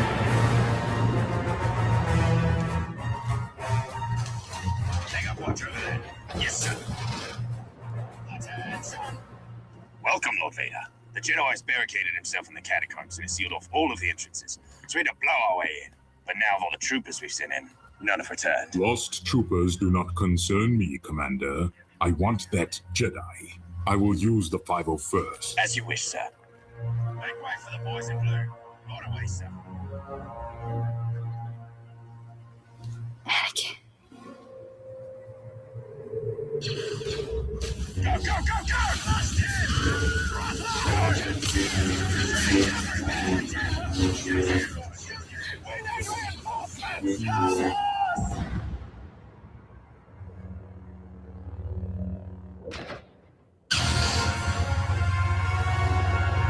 Hell yeah.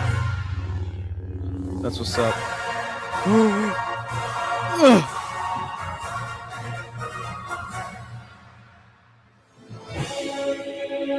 Yeah. And that is episode 1. Ladies and gentlemen, episode 1. Pretty cool, right? And again, 13 minutes of your time. This is like freaking Star Wars Theory did this. A fan did this. This was 7 years ago. And now it's time for Vader episode 2. Wait a minute.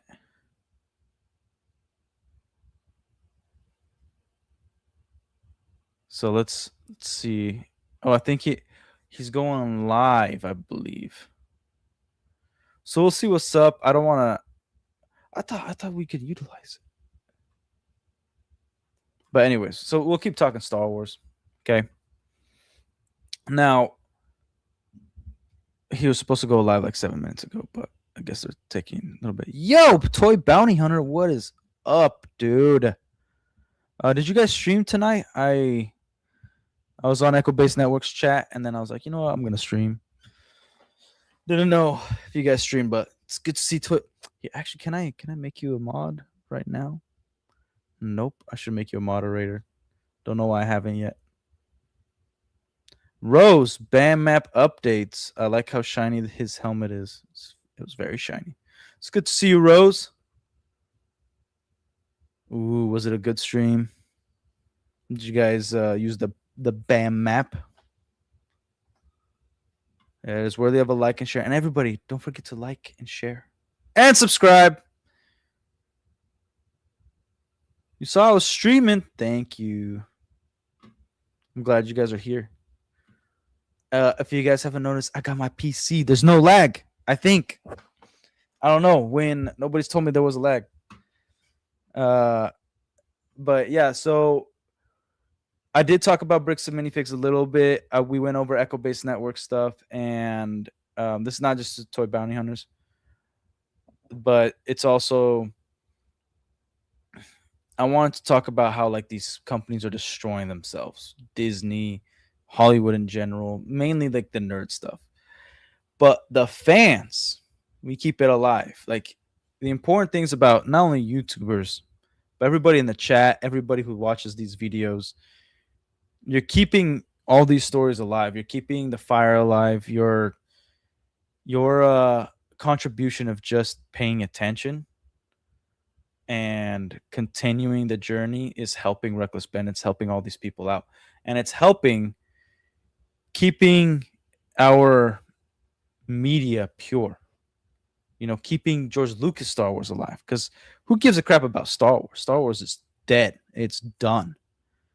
But you know, Star Wars Theory, like, we got to keep that channel alive. That's a true fan. That he is a part of all of us. You feel me?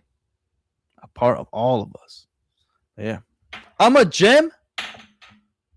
Thank you, Real Bird. Look, everybody.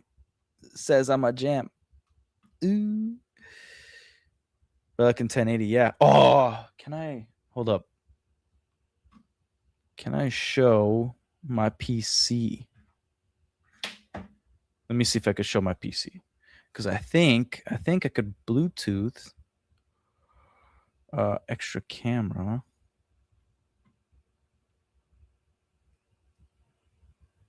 Okay. Boo. Can't use the extra camera. But my PC is freaking awesome. Shout out to my buddies at Echo Base. Everybody that can make this possible. Shout out to Electronic Fix, my man over there. You know, he did me good.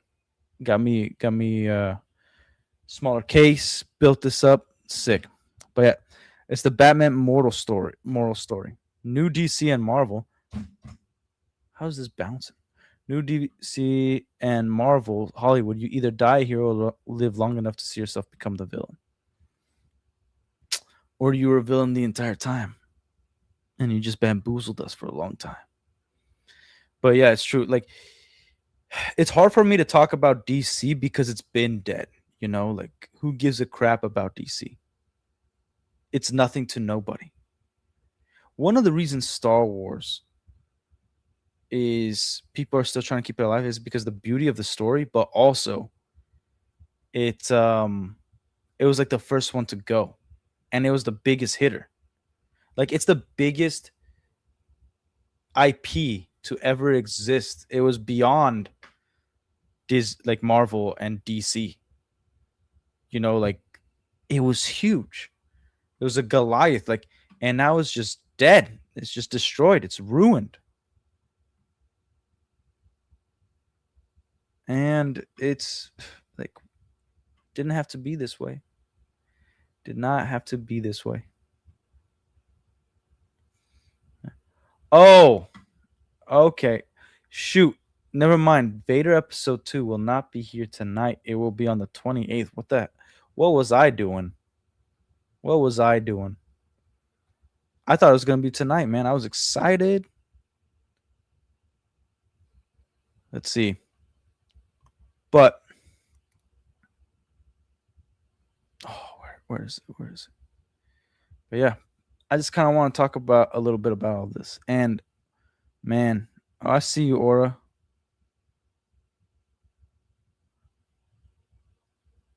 I'm looking up. Oh, so you reacted to the same. You guys reacted to the same freaking video I reacted to. I was just looking it up.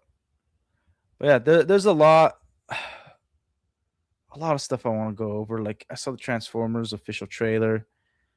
I don't know if they're gonna reboot it, what they're gonna do about it.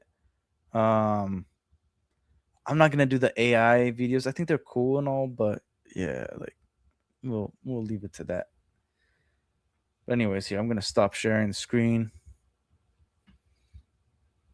Damn. But okay. Like, peep the operation manual. Oh, somebody the operation manual, did they? That's actually pretty big news, because anybody that shares the operation manual can get heavily sued by Bricks and Minifigs. So they better pray they don't, whoever it was, remains anonymous. But the operations manual, yeah. It has been, what years is it? Because operations manual can be updated. So I don't know I don't know if it's up to date or if it's an old one or if it's a new one. But yeah, the operations manual, that a lot of good info for the public to see. Relic, I need to email you something very important that I'm working on. Is that okay? Yes. Yeah, man. Go ahead and email it. I won't say if I approve of it, because you know, people do things, and I need for sure information that it's real. But I'll take a look at it. It has the version number on the top, I think. Cool. I'll take a look at it. If it's on X, I'm not taking a look at it. I decided I'm done with that with X. I hate X so much. And it doesn't even like allow me to log in through Google Chrome. Don't know why. Star Wars is my favorite series, just period. Very sad to see it so degraded. Yeah, it's and again, like I point this out so much. Star Wars can only be saved by having it separate from Disney. Disney has to sell it. And let's say okay, Disney's never going to sell it. Let's say they don't sell it. What has to happen is everybody, Dave Filoni, all of them, they're out. They're out of Star Wars. They don't touch it no more. They're out of Lucasfilm, actually. I would say 90% of Lucasfilm needs to be gone.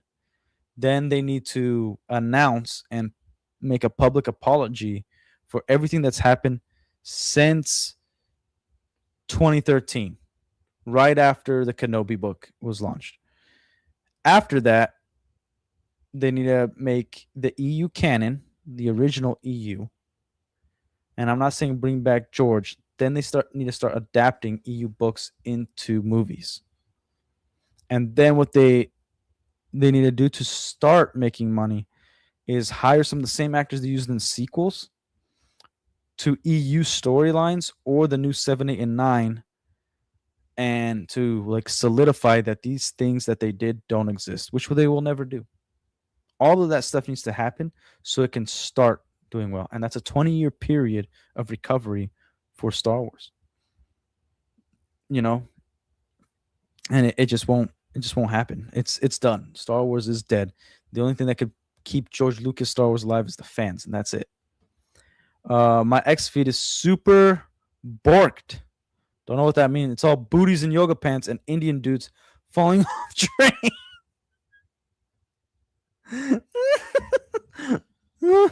Yeah. Every time I log in, freaking X is just, it's worse than that. It's full-blown nudity. And like, I only subscribe to nerd stuff and the bricks and minifigs situation on X. And I don't get it. I go on there and it's like movie sex scenes and then these sites that nobody should be visiting. You feel me? It's insane. But yeah.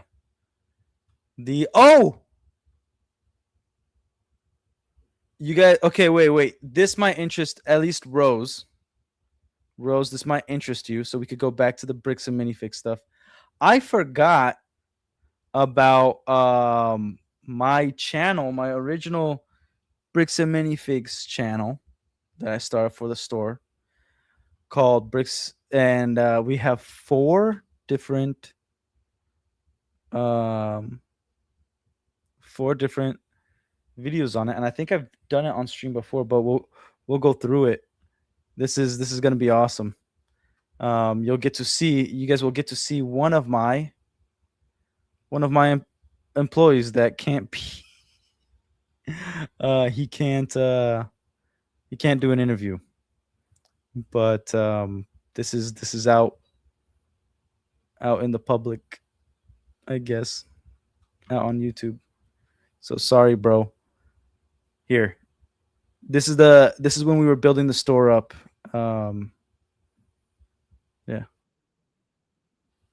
Hold on, my bad. At the stage. Do it here. Look at him. All right. Hey, welcome in, guys. We were trying to. This is what we were formerly known as Bricks and Minifigs Wesley Chapel. My name is Anderson. You may have seen me at the other store, and you'll be seeing a lot more of me in the store. We have relocated to Oakwood Grove Boulevard, I believe. It's Oak Grove Boulevard, but mishaps. And of course, the description will have the new address for the store. Oh, they're playing Star Wars music. We might get Today, I'll copyrighted. be taking some time to give you just a little bit of rundown, a little bit of a tour in how the store. Here. Because of the music, we'll turn off the sound. I'll react to this another time where I can edit out the sound. But I could show you guys this little tour. So this was called the dungeon. We eventually blocked this off, but this is where we would sort parts out. We would most from the office. We would sort parts out here, build things. It was pretty solid stuff. See that? The dungeon. And we got a super hardcore light. And that's the gaming chair that's actually right next to me right now.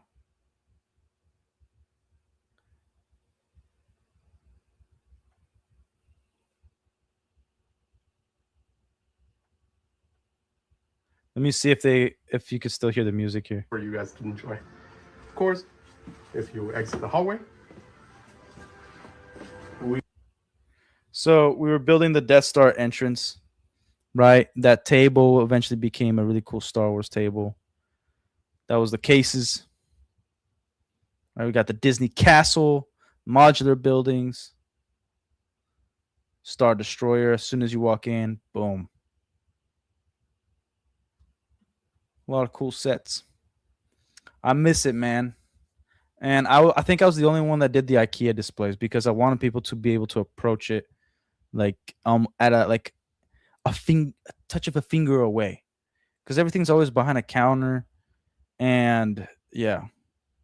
And eventually this all did get better. We got so much more product coming in after this. But pretty good stuff. Still building up the walls. And I'm pretty sure my father was there too. So let's see.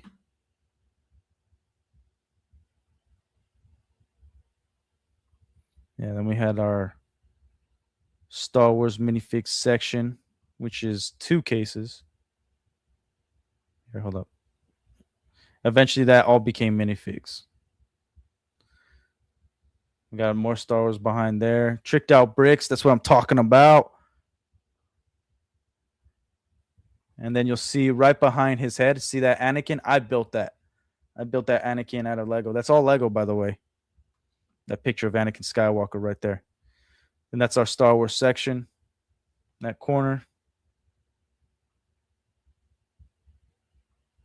Yeah, we're not going to watch this whole video. I'm just going to pass through it a little bit. My mom is the one that painted this entire store. I painted the floor a little bit. That was my gunship. Man, I missed that thing.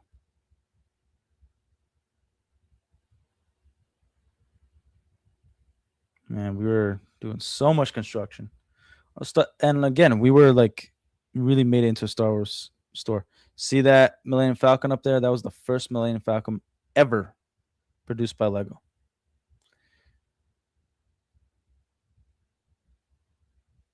And this was our hangout area, the couch. Heck yeah. Play video games, whatever. You could chill. And that Captain Rex behind, you see that over there in the back? I also did that. I built all the murals for the store. Let's see. Boom. A lot of collectors, they're like creator sets, the Ferris wheel, all that. Man, all of that is practically retired. At least half of it. The Brick Bank, Disney Train, almost all of that was retired. Unfortunately, we did have Eternal sets in the store, which is crazy. I'm pretty sure. Oh yeah, you see, there's a destroyed Star Destroyer there. There's my card collection. Yeah. See that Star Destroyer? That was like the only thing that broke in transport. That sucked. That Batman I built too.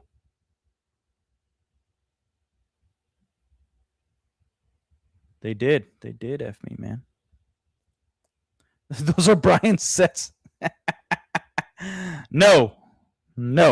This was before Brian got pooped on. So let's see. He gives like a little outro here. I think that he even point out there's the bulk tables that I built with the Eiffel Tower. And here you'll get to see my dad. Remember, may the force be with you. May the force be with you. Yeah? We're gonna make it awesome. That's the modification. Now it's less awesome. It's me and my dad. We're gonna make it awesome. All right. We're gonna hide the wires and make sure it's gonna be awesome. All right, ladies and gentlemen, welcome.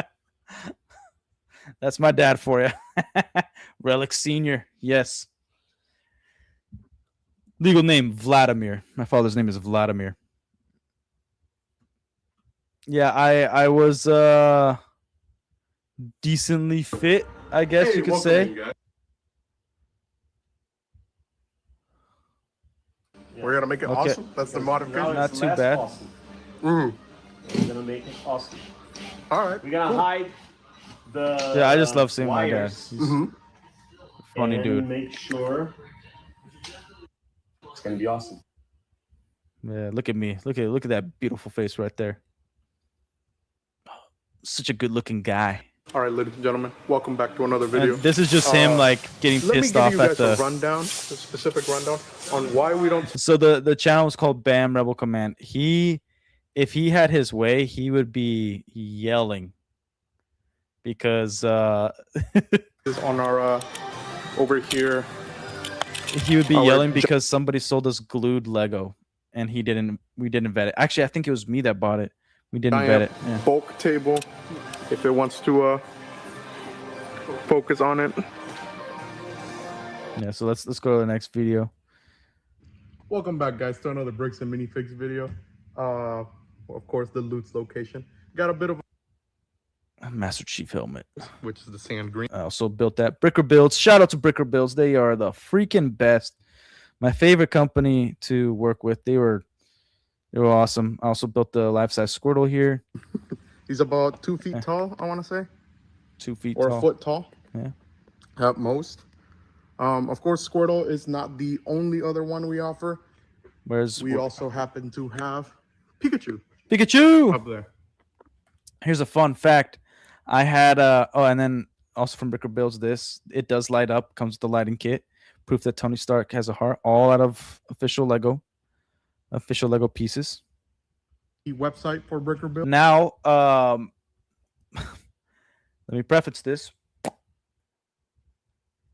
Here's a story. Anderson, my boy right there, I gave him a Charmander, life-size Charmander, like this big, for him to go and build it and bring it to the store. It took him like a year, and I still don't think he has it built. And I'm like, just keep it, man. It's been at your house for a year, whatever. Oh yeah, sorry, I didn't share the screen. Here, let me go back. Let me go back to what I was talking about. He was pissed. Before come in this color. I built this. So it's awesome. There is an alteration made to Bricker this model. Builds. Shout out to Bricker Builds this again. specific part right here. And then I built the life-size Squirtle. Is size accurate to what the Pokedex Sorry, shows. I didn't know I was not Of course, sharing. you can see he's giant. He's about 2 feet tall, I want to say, or a foot 2 feet tall, yeah. at most. Of course, Squirtle is not the only other one we offer. We also happen to have Pikachu. Pikachu. And there is also a Charmander and a couple other starter Pokemon, but we currently don't have any of those in stock. Now, they also offer this Tony Stark awesome arc reactor. Yes, That's they do. shown in Endgame, you know. Yeah, and you guys can all go to brickerbuilds.com and buy all this stuff. Just feel free to stop by, ask any questions you have about them. You can find these on the website for Bricker Build. We'll put the link in the description below. And without further ado, I'll see you guys in the next one. Let us know what you want to see The next one is just me doing a. What the freak is going on? It's a bird head. I like the detail. It's me. I It's just wish me. they did like a whole mold because I do like it, like smile, right? It's pretty tight. It's not gonna be hell intricate because I don't know too much about Harry Potter, but I like Lego. The tail. I was I'm actually cool with. teaching I like somebody the how to do a wings. Wings review. could be better. Just The like new give your Hungarian opinion. Hotel is much better than Yeah. Now I don't know what these schools are, but they're not Hogwarts, and that means they're worse. Hogwarts is the go. All right, got a little leaf. I don't know if it's supposed to represent grass, but it's green, and I think that was a bad choice. If it's supposed to be like, if it's a tent, good choice. If it's supposed to be just a little place to like hang out, bad choice. But I think in the movie it's just a tent, right? All right, there's a tent. You got your cups, which is tight. I don't know if it was supposed to come with a figure or not, but regardless, the point of this set is the dragon. Again, nobody likes stickers. At least this one was placed correctly. Yeah, that's a I huge don't thing in the think Lego this community. set deserved Printed any pieces are printed best. pieces, Yeah. but we did get one with a lot of details, so why not just do that one? Again, you can't go wrong with the dragon though. But you know, if you can find the other Hungarian horntail, get that one because at least you can play with the wings. You can modify it. I recommend modifying this one. I don't mind the wings. I could probably make a better dragon than this, just without instructions at all. But it's pretty cool. I think this is used on multiple like bird molds. Am I correct? And what? Golden egg. Is it supposed to be an egg? Because I remember in the movie they're supposed to get something in the bottom. Yeah, it's an egg. Yeah. So it's an egg. All right. Not bad. Yeah. Not bad. Put it on the water. You could probably hear some crazy stuff. I don't know how many views this got. I know that first one got don't like know if, 200 views. It's pretty cool. That says something more about you than the actual magic behind it, but whatever. Anyways, very small set. I think you could usually get it used like anywhere from 20. As you could to tell, 40 I'm bucks. super tired here. Like, It's like a my good hair's range. all over the place. Didn't even Regardless, shave. if you're a Harry Potter fan, I think you're just gonna like what they put out there. It isn't too bad. I think it was the first Hungarian horntail dragon. So, yeah, like, it's a dragon, man. Like, get as much dragons as you want. But that's the review. Up to you if you like it or not. I would modify it. I don't particularly not like it, but I don't think I would have bought it when it came out. So, if you guys feel the need to comment, go ahead. If you don't, you chill. Peace. There we go. How you guys like that? Now Claude can collaborate Son right of- alongside your Shut up. I don't want you. Get out my face. At some point when I'm rich, guys, you'll see me get ad blocker or whatever it is, premium YouTube. But yeah. Yes, I was playing with Lego. He could be 30. He could be 13. What the freak? Thank you. Can people make money making their own bricks with 3D printers? No, you can't make any money off that. Trust me, Lego community is very big on keeping everything brand name. But you could build your own crap. If you're gonna use a 3D printer to make something, just make the thing. Don't make bricks to then make more brick looking stuff. You know, like just make the thing. You got a 3D printer. But yeah, okay. All right. What else did I want to talk about today? I'll see if I'll check the update if I have time. Gotta take care of my family. All right. And unfortunately, a lot of my interviews did fall through that I was hoping to start work again, but I don't really get why US they take so long to hire somebody. You know, like I want to do an interview the day I apply and get an answer right after the interview. I just don't get it. I don't get why everybody takes forever. It's really annoying because I needed a job yesterday. I don't need a job a few weeks from now, a month from now. I got bills to pay. But yeah. Oh, freaking A. And they act as if like you could just wait around forever. I did an interview like 8 months ago. Almost 8 months ago. And they only hire every 6 months. So they did an interview, and then they said, we'll get back to you 6 months from now. And I was like, what? But they're a phenomenal company. It's pest control. Really great company, but it's it is what it is. Let me see. Wasn't there a Comic-Con that happened today, and we were getting the news. We're getting Black Panther 3. What? Without T'Challa? All right. Well, here's some news for you guys. Ryan Gosling is Ghost Rider, which I'm not hating on that casting, but who cares? It's freaking over. I'll just catch it up on somebody else's stream because I'm not gonna react to it. It's just feels like a waste of my time. And a waste of your guys' time too. Am I recording as well as oh my gosh. Yo! Gifted 5, the Last Relic memberships, Dream Sigils coming in clutch. Thank you, Dream Sigils. It's always good to see you in the chat. And again, you guys don't have to donate. I appreciate it when you do. I'm just glad to talk to you guys, kind of get my thoughts out there about some things. Like today, I didn't even plan anything. I was just like, I want to stream. I want to get on the stream. I'm not gonna play video games.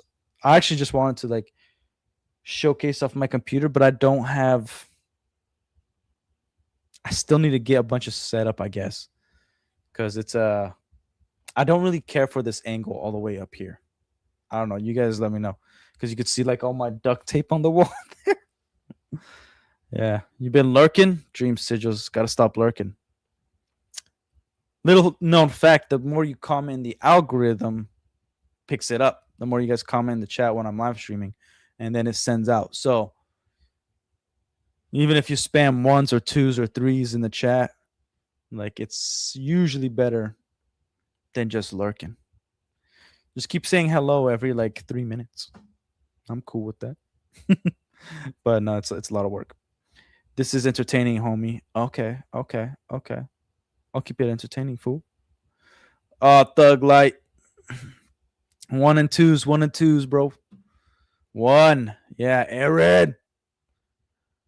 But man, memberships. And yeah, so I actually don't know how it works doing like a watch party. Is if I like just put on a movie and do a watch party members only, am I gonna get like copyright or sued or whatever because I'm playing an entire movie? Like I need to talk to people and ask how that freaking works. Because man, like I don't know. By the way, is anybody actually excited for Doomsday? Or did you guys just see the trailers like, oh, this looks somewhat interesting, and then that's that? But freaking A. My whole feed is now just Comic-Con bullcrap. Just trash. I'm actually kind of, after I saw the Star Wars theory stuff, I'm actually kind of, I want to, oh, wait. That wasn't, watch this. Okay, so we might have to watch this actually. Before you react to Vader 2 for money. This might be important info to know, because if I just pop it up on stream, I might get screwed. Okay, so let's share my screen here.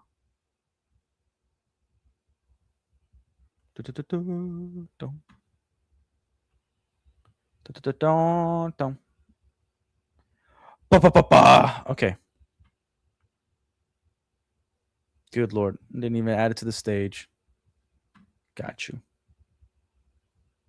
Cross-side theory. Let's do this. This is for everyone who wants to make money from their reaction. I want to make money. Vader episode 2. I know this is just for a select few of you guys, but for those who want to monetize it, I'm making this video for you.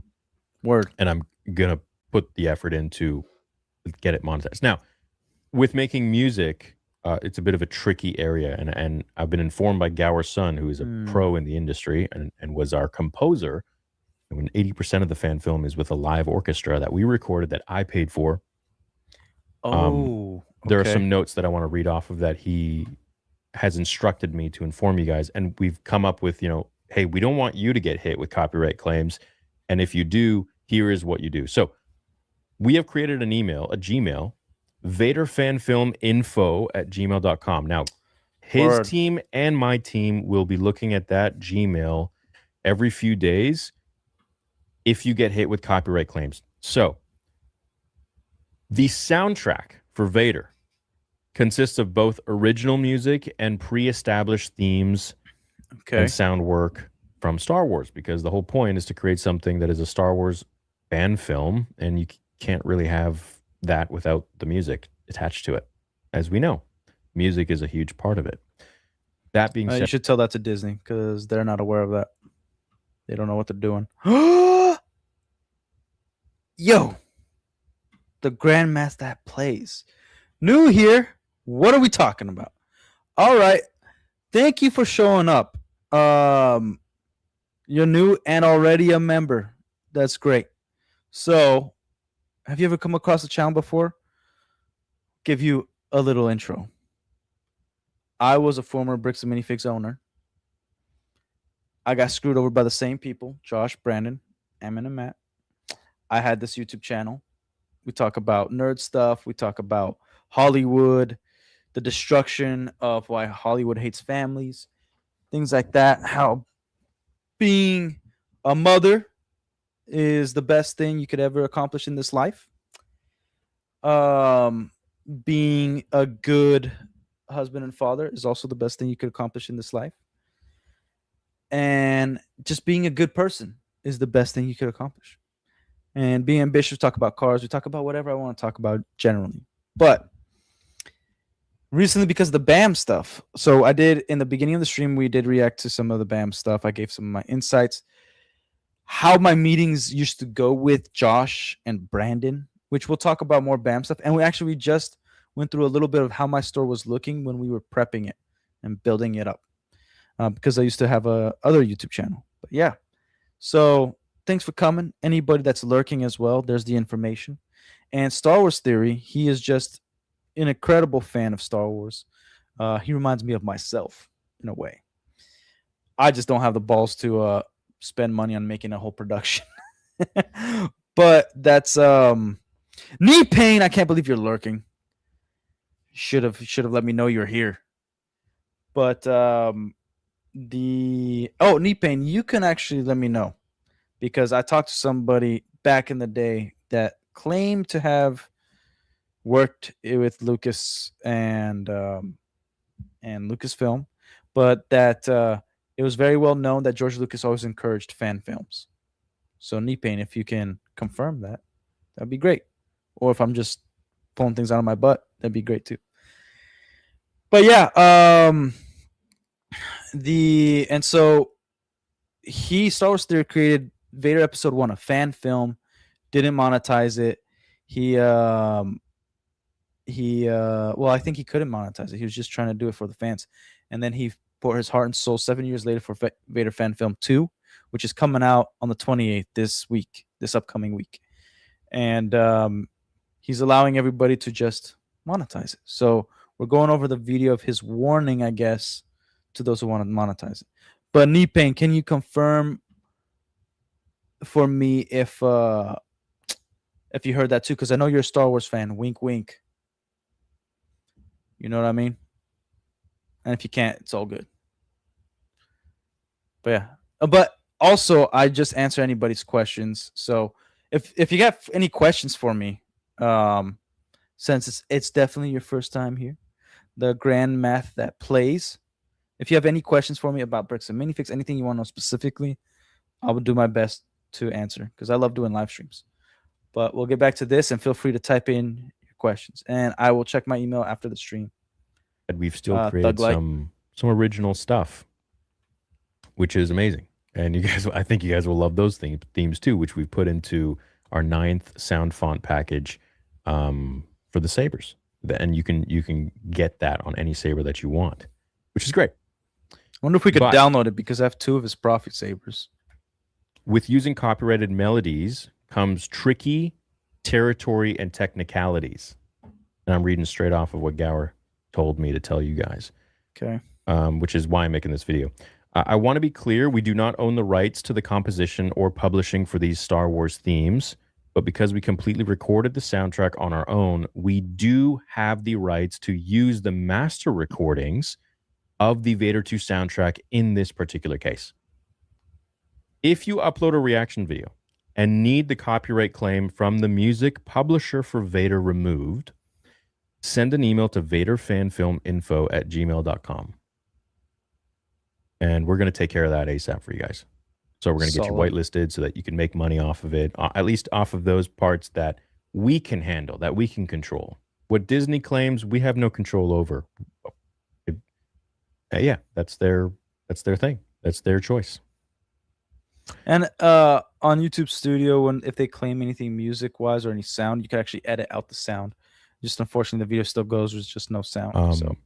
Now, do not file a dispute. That will make it take much longer. It's much more difficult to get released because then you're introducing a third party. So it's much easier if you just email us, hey, I'm going to be doing a reaction to this, or hey, I did my reaction to this, and we will get it whitelisted. It's probably within a few days, but I'm going to say within a week. Okay. And that's just for anyone who emails us. And we're going to do our best to get through to everybody. Okay, so like he just has a plan. We're not going to go through the whole thing. He has a plan to help everybody out. And I'll watch this on my own, and it's more to me than to the fans. But yeah, let's get back to what you guys all been waiting for. Is for me to answer your questions and get screwed, right? But yeah, Nipain never heard him say it directly, but that aligns with what I heard. He certainly didn't act like Disney. Yeah, certainly didn't. We had much more fun, much more actual Star Wars when he was around because he cared. And by the way, Grandma, that's awesome. Grandma that plays, nice nickname. Does that mean the other grandma's not playing? My kids love Grandma and Grandpa on every side. Unfortunately, the other side is in Korea, and but we did get to go there, and they had a blast with Grandma and Grandpa over there. Yeah. But you got any Bricks and Minifigs questions or any Lego questions that your grandkids have that maybe I can answer? Like, what's the best set? Relic. That guy is also a good dude. Glad to see like-minded people in this niche. Who's good, dude? Are you talking about Star Wars Theory? I don't know him personally, but like, I believe he's a good dude. Fully believe it. For Watch Party, there's this independent website, Fireside Watch. Okay, I will check that out. But yeah, like very skeptical on that stuff. I've never been a member in anybody's YouTube channel. But I'll yeah. And again, shout out to Dream Sigil. She has donated 3 times this stream, and it really, really helps out. I'm excited. My wife is excited with the whole YouTube thing, especially since I lost my job Saturday.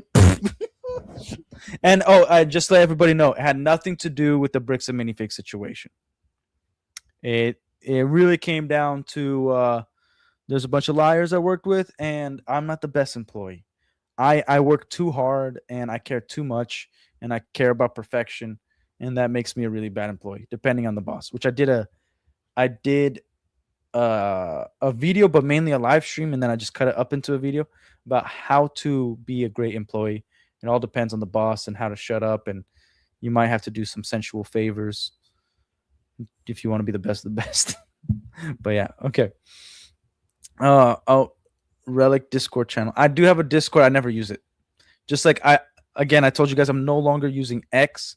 All it has is degeneracy on that platform. I used it to contact people, but now I'm done. So don't even worry about X. If I ever have somebody that could, like, I guess, control that account, cool. I'm not touching that thing. I hate X. All it is movie sex scenes and a bunch of worse stuff on there. As soon as I log in, I ain't doing that. I got into Lego because of 2 of my grandsons, and I've always loved Star Wars. The first movie came out a few weeks after my 10th birthday. So you were born in 1967. 1967. Because the first movie came out in 1977. A few weeks after. Nice. Happy belated birthday. Just a few months back. Yeah, I really got into. I'm really into Star Wars Lego. Actually, so can't see it, but right now I have huge collection of minifigures, and half of them are Star Wars. And then this panel right here, this is the thing you guys saw me building with my father for the store. Well, modifying, and then he built the table, and we had the Death Star entrance. But this is the Star Wars panels in the Death Star. Yes, 1967. Yes, I just gave my age away. Hey, look. So my wife is from Korea, right? There you have to ask the age as soon as you meet somebody, because there's high form and low form of speaking. So if you're older, we have to speak in a higher form. So it's the way you say. It's the same way you speak to the king when they had a king or queen, or higher ups. But yeah. By the way, Grandma, our re-grand opening was May 25th, because that's the true Star Wars day. It's not May the 4th. That's a Disney bullcrap. So Dream, that's sad news. Relic praying. What's sad news? Junie Shub, everything's all good. There ain't no sad news here. Have a mod do your ex. They can clean it. I'd just rather not touch it. Okay, my bad. Well, I'm just saying, it's good to be older. It's a good thing. And you're a grandma. So, like, age doesn't matter. As soon as you're grandma status, you're just grandma. Doesn't matter if you're a 100-year-old grandma or 50-year-old grandma. You're grandma. How to do you say how old in Korean? I don't freaking know, dude. And that's one of the shames I carry. I taught my wife Portuguese as like before we even got married. Before actually I even proposed to her, she was already speaking pretty decent. Before we got married, she was fluent. And to this day, I still don't speak Korean, and I really need to lock in and study Korean. And my Chinese is already dead. Like, I could still read Pinyin. If I dedicated myself like a good 8-9 months, I think I could be at a solid level, like communication wise. Not reading or writing or anything like that. Not fluent, but yeah. Did you have It is sad. That's what a lot of people don't understand. I am planning to make a video about the feeling of when I got screwed. But did you used to go to a local Bricks and Minifigs, or you still go to it? And there's a lot of good memories. Like that's what a lot of people don't get, is that we had memories. It was real. Like, we didn't just get screwed. We lost it all. We lost those good moments. We lost the opportunities to make people happy, and make kids happy. And like at our store, all the grandparents were heroes that took their grandkids to our store, because our store was so awesome that they just loved it. If you go back a little bit in the stream, I showed a little bit of the store in its beginning stages of our second location, and it really became quite great. I have one in Idaho, one in Oregon, and one on the other side of the country. I love to take my grandkids to. Yeah, man. So you just go all over the place. My wife is Filipino. Only words I know is balut and lumpia. Did I just say something I shouldn't have said? I have a cousin that's Filipino Brazilian. I wish I could have gone to your store. Man, I wish you could have. I actually just drove by it today. They got all the windows boarded up now for the reconstruction for the dentistry. Yeah. You poured love into your store, Relic. We feel that. Thank you. Where was your store? It was in Oak Grove, 1918 Oak Grove Boulevard. And the previous one was at Paseo Drive on Wiregrass Mall, West Chapel, both in Florida. Like 15 minutes from each other. Yeah. But wait, what? Relic, is it true you must include your email signature in each communication the following your corporate entity or individual name independently owns and operates this Bricks and Minifigs franchise? Yes and no. Nobody follows that. But it's in the operations manual, I believe. But yeah, no. I never signed anything I didn't agree with. Like even my termination letter I didn't sign. Do you remember what your first Lego set was? I finally was able to my first set again today. 6897 Rebel Hunter Space Police 2. Okay, I got some stories for you guys. So I don't remember. I think my first Lego set was actually a little policeman car, like a city policeman Lego car set that you could get for like $4 or $3 at the time. And we would build mocks. So my dad would just bring, because Lego has always been expensive. They would bring in, my dad would just bring in a ton of bins of Lego to me, and I'm like the only one that cared for Lego. And on Sundays, that's when my dad was usually home, and he would build with me, right? Because we had a rule on Sundays. We tried to not be in front of the TV, or if we were, the whole family had to be together, and we wouldn't shop. It wasn't just like religious thing. It's like in order to, well, I guess you could say it was a religious thing, but it was more of our culture thing, where it's like if we don't work on Sundays, we should reduce other people's workload on Sundays. So it's better to not shop on Sundays. That's how we did things, right? But I remember there was this one Sunday, right? And it has to do with Lego. I'll just wait for it. So I was 10 years old. And it's my favorite. This is how I got my favorite Lego set. And I was 10 years old. I had this thing where like anytime I was bored, I would just make noise, yell, blah, whatever. Like I'd yell, right? I was the first one to get dressed. Everybody was getting dressed to go to church. I'm climbing up the pantry because the cookies were in the top shelf. But for some reason, the vacuum cleaner was there, and it was those big, heavy boy vacuums, right? So I'm climbing up the top shelf. I go reach for the damn cookies, and I slip and fall off, and my big toe goes right on where like the vacuum bends to go down and crushes my nail, and my foot is covered in blood. And I'm yelling, wah, wah! I'm freaking out. My dad is yelling, Gabriel, shut up, just shut up, because like he thought I was doing that thing of just yelling, right? And I'm bleeding. I'm freaking out.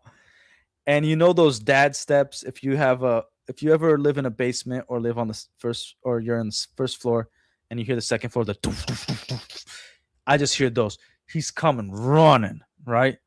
And he opens the pantry door and looks at me with this rage, like, and immediately sees my foot and goes like, picks me up and takes me to the hospital. So luckily, literally, it was deep enough where I was just like this much, I would have needed stitches, but I didn't. They just had to remove the nail, and they couldn't use anesthesia because for some reason, it hurt like hell. And he was very quiet. He would hold me a lot. He was very quiet. Took me home. I had this bandage on my big toe. Left me on the couch, and I'm watching TV, and I noticed like Dad isn't home. It's Sunday. We didn't go to church that day, but then I remember my mom coming to me, like my dad is coming in the garage, and she's like, "Hey, look, you know we don't buy things on Sundays, but your dad felt really bad to not listen to you, and it tears me up sometimes, and so he got you something." And he came in, and I saw like he told me later on, like he cried, you know, because he left me there bleeding, and he gave me the Batman set with Killer Croc. Killer Croc is on a jet ski, and the Batman has this boat that's chasing Killer Croc. And I still have the set, the minifigs, for sure. and we built it together. It was awesome. I gave him the biggest hug. But yeah, he felt really, really bad because I was the boy who cried wolf, right? So like anytime I yell, like they're not gonna take that seriously. But I was the one that got hurt the most. But yeah, he felt hella bad, and it's still to this day my favorite set. Now the favorite Lego I have is the Naboo Starfighter because me and my dad built that together, and I still have it to this day. We've modified it over the years because new pieces came out, but it's bigger than minifig scale and it's awesome. And I still need to show it to you guys, man. And by the way, this is Lego, life-size Spider-Man head. I'm glad you like the story. Oh man, every time I tell it, like it's so vivid in my head. Relic fell on a castle tower Lego, calling it now. No, it was a Titanic. Actually, we would do this thing where like we would get all the Lego pieces, dump it, and try to build a Titanic out of every single Lego piece we had. We called it the Titanic because it was just a giant boat. I've wanted to go to the one in Salem for so long. It's only about 11. Okay, my bad. 11 to 1.5 hours away from me. I think this is the Salem location close, but there is a Beyond the Brick. You can go to that. And Rachel, you've been lurking. How dare you? How dare you? McTheft says he never played Lego. You should be CEO. No. Dude, they can't pay me enough to be CEO of that company. You got to be kidding me. Like, even if everybody was out, I still wouldn't be CEO of that company. I don't want to touch it. If just a reminder, guys, because Grandma's in here. Not only did they destroy me financially, and took everything from me, they left my name on the lease and tried to put me $500,000 in debt this time last year. This time last year is where I was going through the ringer. Yeah, so I don't ever even want to be associated with Bricks and Minifigs. I'm done with that company. I'm not, unless I have friends that work there or somebody I know that's at a Bricks and Minifigs. That's the only times I would go. But I'm not going to support that company. All power to you, all the luck to you in the world if you're an honest owner. I hope things go well for you, but I just can't do it. Just can't do it. I was playing Fortnite and listening. Okay. I'll allow it. And Sun Kid is in. No longer lurking. Bam lowballed me on a set recently. Didn't like it. Anytime I hear that, here's okay. Anytime I hear that, it's like this. You better know what you have and you tell them exactly what you want. Okay, I despised it when people are like, give me an offer and I'll see if it's good or not. I'm like, okay, what do you want for it? And because if I thought you were annoying, I'd be like, okay, I'll give you $1. And it could be $1,000 set. Okay, $1. How's that? Because we're not going to do this rigmarole. Right? The issue with negotiating, like I pointed this out to a customer once. And again, I'm not saying anything bad about you, Sun Kid. But I just remember all the stories. Just I had this customer once that's like, oh, me and the old owner, we always used to negotiate. I'm like, we don't negotiate at my store. Here's the price and you buy it for that price and that's it. And it's like, oh, but come on. I'm like, oh, you just want to feel better? I could put $10 extra on the set and then you negotiate with me. Then I'll remove $10 and then you could buy it for the price that it's currently listed. How's that? Because we don't negotiate. Don't negotiate with terrorists. And yeah, so isn't the Sim store where all this happened? Oh, Grandma, you're new to the game, huh? You're new to the game. I'll explain to you. Just for you, because I love my mamas and grandmas. I love them. But give me a second here while I answer this. But yeah, again, think about it this way. You're a business, right? Let's see where it goes. Somebody brings in something. Now, I was always very transparent, but you got to think it from a business standpoint. All right, somebody brings in $100 set. All right, what's the best deal for the business? To get that thing for free or as low money as possible. So But here's the other thing: the bricks and minifigs are also dishonest because they did release something that now they only offer 20% to a new inbox set and 20 to 35% for used sets, which is insane. I offered always at least 50. But you gotta think from the business standpoint is like, oh, like I'm just gonna offer them something low, and if they like it, cool. Because the point is to make you happy. If you're happy with that, you're happy. Yeah. So you gotta think it from that perspective. But if they like lowball you and be like 20%, I told I was asking too much. Then lowballed me to about 20% to what I asked. Okay. That sucks, man. Sorry about that. Used to run into negotiation rigmarole all the time. I would eat tax on a cash deal. Yeah. Only 1 year. Well, new start. A blessed Christmas to your family. Will be better 100%. No, thank you. Last Christmas, I sold my Nintendo 64 and I was able to buy some really cool toys for my kids. Little Iron Man for my oldest and Princess Aurora doll for my second. And I was able to buy a little soccer ball for my baby. He is now 1 year old. So yeah. Anyways, so grandma, this is so the theft, which I guess we have to do quotation, alleged theft. Justice for Tattle, what is up? Howdy. Happened in Salem. Okay. But these Josh and Brandon guys, they were trying to take everybody down. Okay. A month later, what that happened in Salem, which nobody really knew about, I made a deal with corporate because they wouldn't let me bring on an investor. They were not keen to it. And there's a whole bunch of things that happened. If you want to hear the whole story, you could go on Echo Base Network, their YouTube channel. And they actually, let me see if I could get the link. Okay. If I get the link for you guys, and it's a live stream. It was like my first. The more details have been released, but in other streams, as you guys know, of my story. But I'll leave it here for grandma. So playlist and live.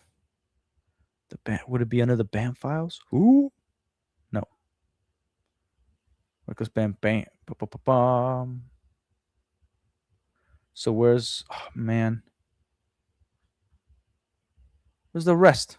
The rest of that playlist, man. Oh, 46 videos. View full playlist. Okay. So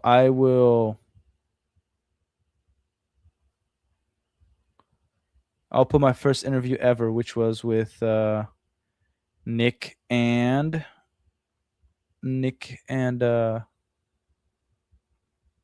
Coach from Echo Base Network. Here you go, grandma. But I'll give you a quick rundown. Here, it's in the chat.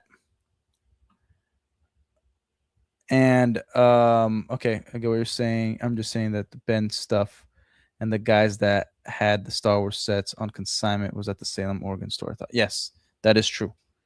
Animal, I see. Oh, and Thug Light with a $2.99. Thanks for entertaining. You are welcome. I'm glad you got off with a warning. Problems that they, yeah. But so I think Brandon is just as guilty in titled death. Oh, Brandon's probably the most guilty. But yeah, there's a link on the original, my first interview that I was on. Again, shout out to Echo Base Network. So they stole my store. We eventually got to the point where I made a deal. I'm like, okay, like you guys buy the store back because you guys are personal guarantors of my location. And you're not letting me bring on an investor. We had 2 hurricanes. All my money that I invested into marketing went to the crapper because of these hurricanes. We were like destroyed for like a month or whatever. And if you guys don't let me invest in marketing to get this to $1 million store, I could stay on as an employee. And then 6 months from now, I could buy it back for a heavier price. It's fine. And then we agreed on it. And then they introduced Brandon and Josh. and they terminated my agreement and then never paid me a dime. My lawyers told me to stay on as an employee, play nice. They sabotaged the entire store, destroyed it, screwed everybody over, the customers, everything. And then they left my name on the lease, which I told them multiple times to take it off. And around past July 5th for sure, I got a phone call from the property manager, and they closed around early May, that the rent was late. And yeah, I was the hurricane story. The rent was late, and I what's it called? By the way, everybody, don't forget to like and subscribe. The rent was late, and then I owed them this much for the rent being late again. And I was like, yo, I haven't owned it. And we got to the whole agreement. But they were like, you owe us 500 grand if the store is shut down. You have this long on the lease. I'm like, I haven't owned it for 8 months or whatever. So they try to put me 800 grand in their debt because they closed it down the day after their name was removed as personal guarantor, because you're only personal guarantor for a limited time. But then, yeah. And my son, my youngest, was, I think, 5 days old when I got that phone call. I was flipping out. You have no idea, because it got worse. There's things that I've purposely left out because I can't actually confirm the deals that Josh and Brandon made that left my name in it. But I was looking at like $1 million in damages, in damage for me. I mean, but overall, like, mainly it's the 500,000 that kind of set it all off, and I was like flipping out. Luckily, I was able to like, the landlord pretty much just didn't want to ruin my life, yeah. And then I tried to get more lawyers because I ran out of money, and I got second pair of lawyers. But then when they went to go see if there was any, what's it called? Sorry guys, I'm like super tired, so my brain's all foggy. When they went to go see if there was a conflict of interest, they hired somebody within that law firm, so they couldn't represent me. So I lost 2 lawyers from 2 different law firms. And I honestly believe that if you're dishonest with money, you'll win any case. So I don't believe I would never go after them, because I don't believe in the system. I don't believe in the legal system. I believe Reckless Ben and Crystal and Benjamin Gorman can win these lawsuits because of the public eye of what Reckless Ben has done, which all praises to him. But even if I went against them with all the evidence I have, which is the truth, it doesn't matter, because they play a different game. Dishonest people, you usually can't win against it doesn't mean you should not fight them, but you can't win against a dishonest person because their game is different. My oldest daughter lives a bit north of you, so I get hurricane devastation. Yeah, that sucks. It is sucks. The whole Relic family, gold tooths. I'm calling this. Thank you, Aaron. It's so right. But I'm just happy everybody's here. And Grandma, I'm happy you found the channel. I might say some things you don't like because I'm very outspoken. And it's one of the things that's like, I'm happy I'm able to do. I have this YouTube channel. Didn't think I'd be using it to talk about bricks and minifigs ever. But what I believe I can do is always share my story and tell everybody who the personalities of these bastards are. The personality of these terrible people. And so that's my way of fighting against them, because I'm not taking them to court. Like, people could say I don't have balls, whatever. I don't care. This is what I believe in, and I'm going to be talking my talk. That's it. Dream Sigils, you're in the Lurky crew. I figured. Don't forget to like, people. Dream, no, you're not. You're coming in clutch with those members. Yes, you are. And Dream Sigils came in clutch again with the gift. One last Relic membership. Thank you, Dream Sigils. Thank you so much. Very outspoken too. Oh, but I say stuff. Like, if I actually let loose, I don't cuss, but I'll say everything else. I will be banned from every platform. But yeah, Wind Dream. But yeah, guys, I think I'm gonna end the stream here. I thank you all. There's future streams. I will be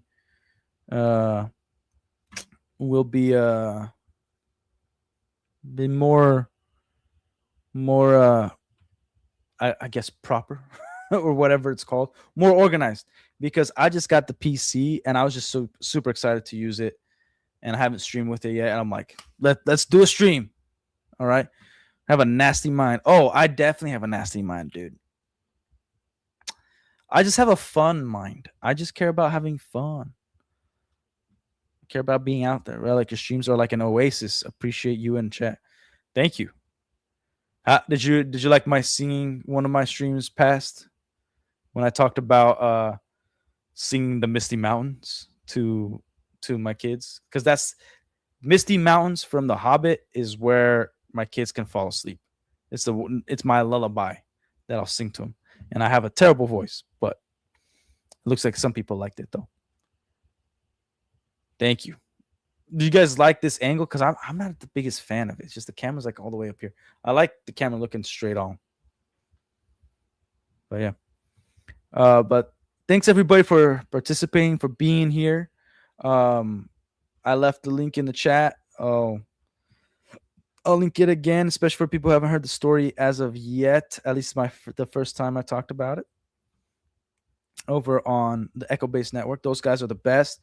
If you guys can, go and like and subscribe their stuff. They're awesome. You ever talked to Amin in the past? If so, is he really like that? Oh, Sunkit, so you're new. I used to play Halo with Amin and Matt. We used to play video games together, bro. Like, when I came on Bricks and Minifigs, there was less than 50 stores, bro. So like, I talked to them. Like, I negotiated with them. I talked to them about issues. I have texts of theirs. I have all their personal phone numbers. Like, we used to talk. We used to be friends. And they did that to me. As a matter of fact, July 1st, one of them contacted me and threatened to sue me if I told my story. And I told them, Reckless Ben and I already talked. I'm in one of his videos for like 5 seconds. It's the his response to the American Fork Police Department. So you can suck it because like your threat means nothing. And he's like, I consider you a friend. And I was like, I don't know what kind of friends you got, but friends don't threaten each other with lawsuits and try to leave them 500 grand in debt. So you must have some crappy friends. So yeah, Sunkid, yeah, he is. So Amin is very much like he believes he's better than you. That's how he comes off. Okay, he's very prideful. The way he talks is like this. He says things like this. It seems like you don't understand how this works. So let me explain it to you. That's his go-to phrase, man. And how do I put it? He has always talked like a lawyer. He has always talked like very professional, very, as a matter of fact, very blunt. It's appreciated in business, but it's like he refuses to acknowledge situations. And Matt was always the nicer guy. And we had I have a lot of great memories with him. That's the unfortunate part. Because when I got that phone call, I told him, and he said that he didn't know about the situation, whatever. And I told him, like, I would like to believe you because that's what my heart's trying to tell me to do, but my mind is remembering, like, it's a weird feeling when you get stabbed in the back by somebody you consider a friend and they come somewhat apologizing to you, but also still making threats. You have this weird fight in your head. That's like, forgive him, not forgive him. Because it's like, I have all these great memories, but I know you're a piece of garbage. So I can't get myself to believe in anything you say. Because that, like, you're going to screw me over again. So it's weird. It's weird. I'm trying to make a video on it about what it felt like getting betrayed. But it's so hard to put into words all the feelings you go through. You feel like you're going insane because at the time I thought I was the only one that was being honest and got screwed over. I was like, what did I do that these guys not only felt like I was so crappy for their company that they took over my business, sabotaged it, but then they felt the need to go the extra mile to destroy my entire life by leaving me 500 grand in debt when they knew I had a baby on the way and they didn't need to do that. Like, what is this? Like, why did this happen to me? Like, what did I do wrong? And like, once you can't figure it out, you're like, you get paranoid. You're like, who else is coming after me? Do I have family members that are going to do this to me? It's so hard to truly put it into words. And they props to them. They know how to convince you, make you like them, and then ruin you.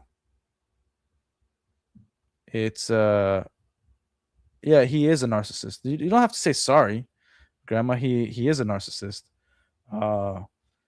You don't have to apologize. Like, they're not my friends. They ruined me. They destroyed me. I almost started from negative 500. I'm starting from zero all over again because Saturday I just got fired. I still think it's funny. A bunch of employees called me after and be like, I can't believe this happened to you. Like, yeah, it was a whole thing, but yeah. He does look at people as subhumans. Well, we need to help you with your channel and whatever platforms you're on. My channel's, I guess my platform account still exists on X. I'm just never going to use it again. I'm on Instagram, I'm here, and I'm on Kick. So, yeah. One thing that's helped out a lot, thank you for everybody ever sending donations through Streamlabs, sending super chats. It's always in my descriptions. You know, it's helped me a ton. Like, I'm making money on YouTube. It's been very, very helpful. Just, man, America, like Florida, I guess, like they take forever to hire people, man. You do a freaking interview and they take you like a month and a half to contact you. Discord would be awesome. I hate Discord. It's just too many things. Like, I'm focusing on YouTube and I'm not even focusing on Kick. I just dual stream on Kick. This stream is also on Kick. So yeah. You will be fine soon. I know it. I've lost everything also. House, spouse, job. I'm sorry, man. Or girl. My bad. Junie Shub. We'll get you better. Never give up. I'm not gonna give up. Okay, a grandkid told me about Kick. Grandma, I wouldn't worry about Kick. A lot of degeneracy over there. It's just streaming. It's live. And there's some Twitch and Kick is not a platform I would have grandmas or kids going to. Are you on the clock? I don't know what a clock app is. Literally, Instagram, YouTube, and Kick is it.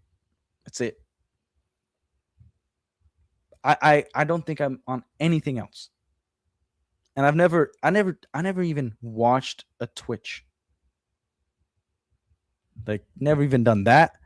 I'm just on here. I like YouTube. I like my long form stuff. On the ticks, yeah, don't do TikTok. Grandma, you don't gotta do all this. Don't gotta do all this. We're here on YouTube. It's a beautiful place. They don't got freedom of speech, but it's a beautiful place. They got enough speech. Freedom of enough speech. That's what they got. So yeah. YouTube is great. Yes, it is. I've heard about Rumble and Patreon and all this stuff.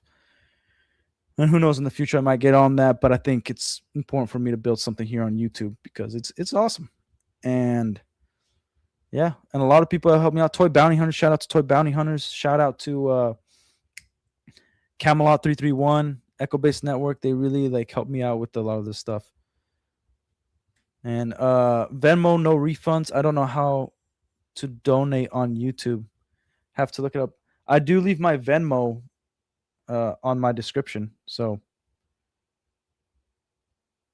like, let me see here. Go to the description of this live stream and you'll see my Venmo.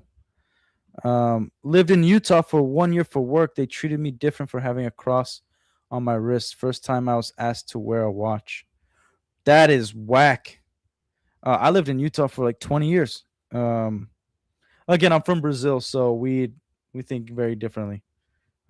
Like there's a problem over there in Utah. Thank you, Grandma. You're already a member, so you supporting me more than most. All right. And I hope your grandkids like here. I'll make a deal with you, grandma. If you're ever on a live stream in the chat and you're with your grandkids, just let me know, and I'll refrain from using my favorite words because families should be together. Start small. You got this, fam. Thank you, thank you. But yeah, yeah. Here, like, let me see. I'll go to my description. I don't think I've done it in my description of my channel, but I think I always do it on every single video. Let me see. Here, my Venmo. Oh no, yeah. Here, it's not a link, but I'll put it in the chat. The Venmo stuff. If you guys were wondering. There you go. Donate via Venmo at the last relic. Relic spelled with a 1 between the L and the C. The I is number 1. Okay. That's kind of you, but don't worry about me. I have brothers. Ah, yeah. Well, I don't know your grandkids. I don't know they're being taught. Love my friends in Relief Society, but don't go now. Reasons. Word. Mistaken. California said don't wear a cross. Oh, well, like, if you're going to church, I get it in a way, but but like that's more so like I get why they would feel that way, but they don't have to say it. Like, it's up to you to wear whatever you want to wear, other than like like a bikini to the church. Then that's where like I would tell you like, hey, you should go change. This is not appropriate. I wouldn't wear a suit to the beach. Shouldn't wear a bikini in church. Pretty simple. But okay, guys. Junie Shoop, Grandma, Dream Sigil, Sun Kid, everybody that's been here, thank you so much. Aaron, like Thug Light, all you guys. Ace Tone, Justice for Tattle. Who else am I missing? Who else am I missing that was here? Rachel. I'm missing. I think my boy Rick left early, and Knee Pain. So what's up? Knee Pain, I gotta have you on stream sometime. And Astria Adams, what up? So I'm sure if I keep talking, I'll end up saying something controversial and get myself banned. Didn't even see that. Sorry. And Rose, Random Consumer. Who else? Who else am I missing? Toy Bounty Hunters was here. Real old Bird, whatever. K&Q Visuals. Who else do I gotta think? Aaron, Aaron, Animal 99. Dream Sigils once again. IMMS Gaming. Man. And then anybody else I missed. Thank you. Thank you for being here. Thank you for the donations. Thank you for the stream and making this fun for me. We should talk again about heroes in movies. Yes. I will plan a stream where that's all I talk about. No bricks and minifig stuff. No, just we'll chill. Talk about how the only people that could save. I have a video on my channel, and maybe I'll link it as well. I have a video on my channel about how the only people that can save the movie theater experience is families. And I don't think I even titled it that. I titled it, let me see.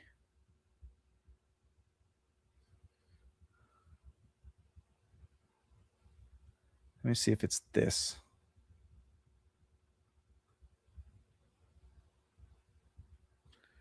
Again, in the future, it's all gonna look better. All right. I'll put it here. And then we're out. The only people that could save Hollywood is families, family movies. But okay, guys, I will definitely be making more content in the future. Definitely be more out there. But you guys have a good night. It was fun. It was fun. And thanks to Grandma for being here. Got me talking. Good night, everybody.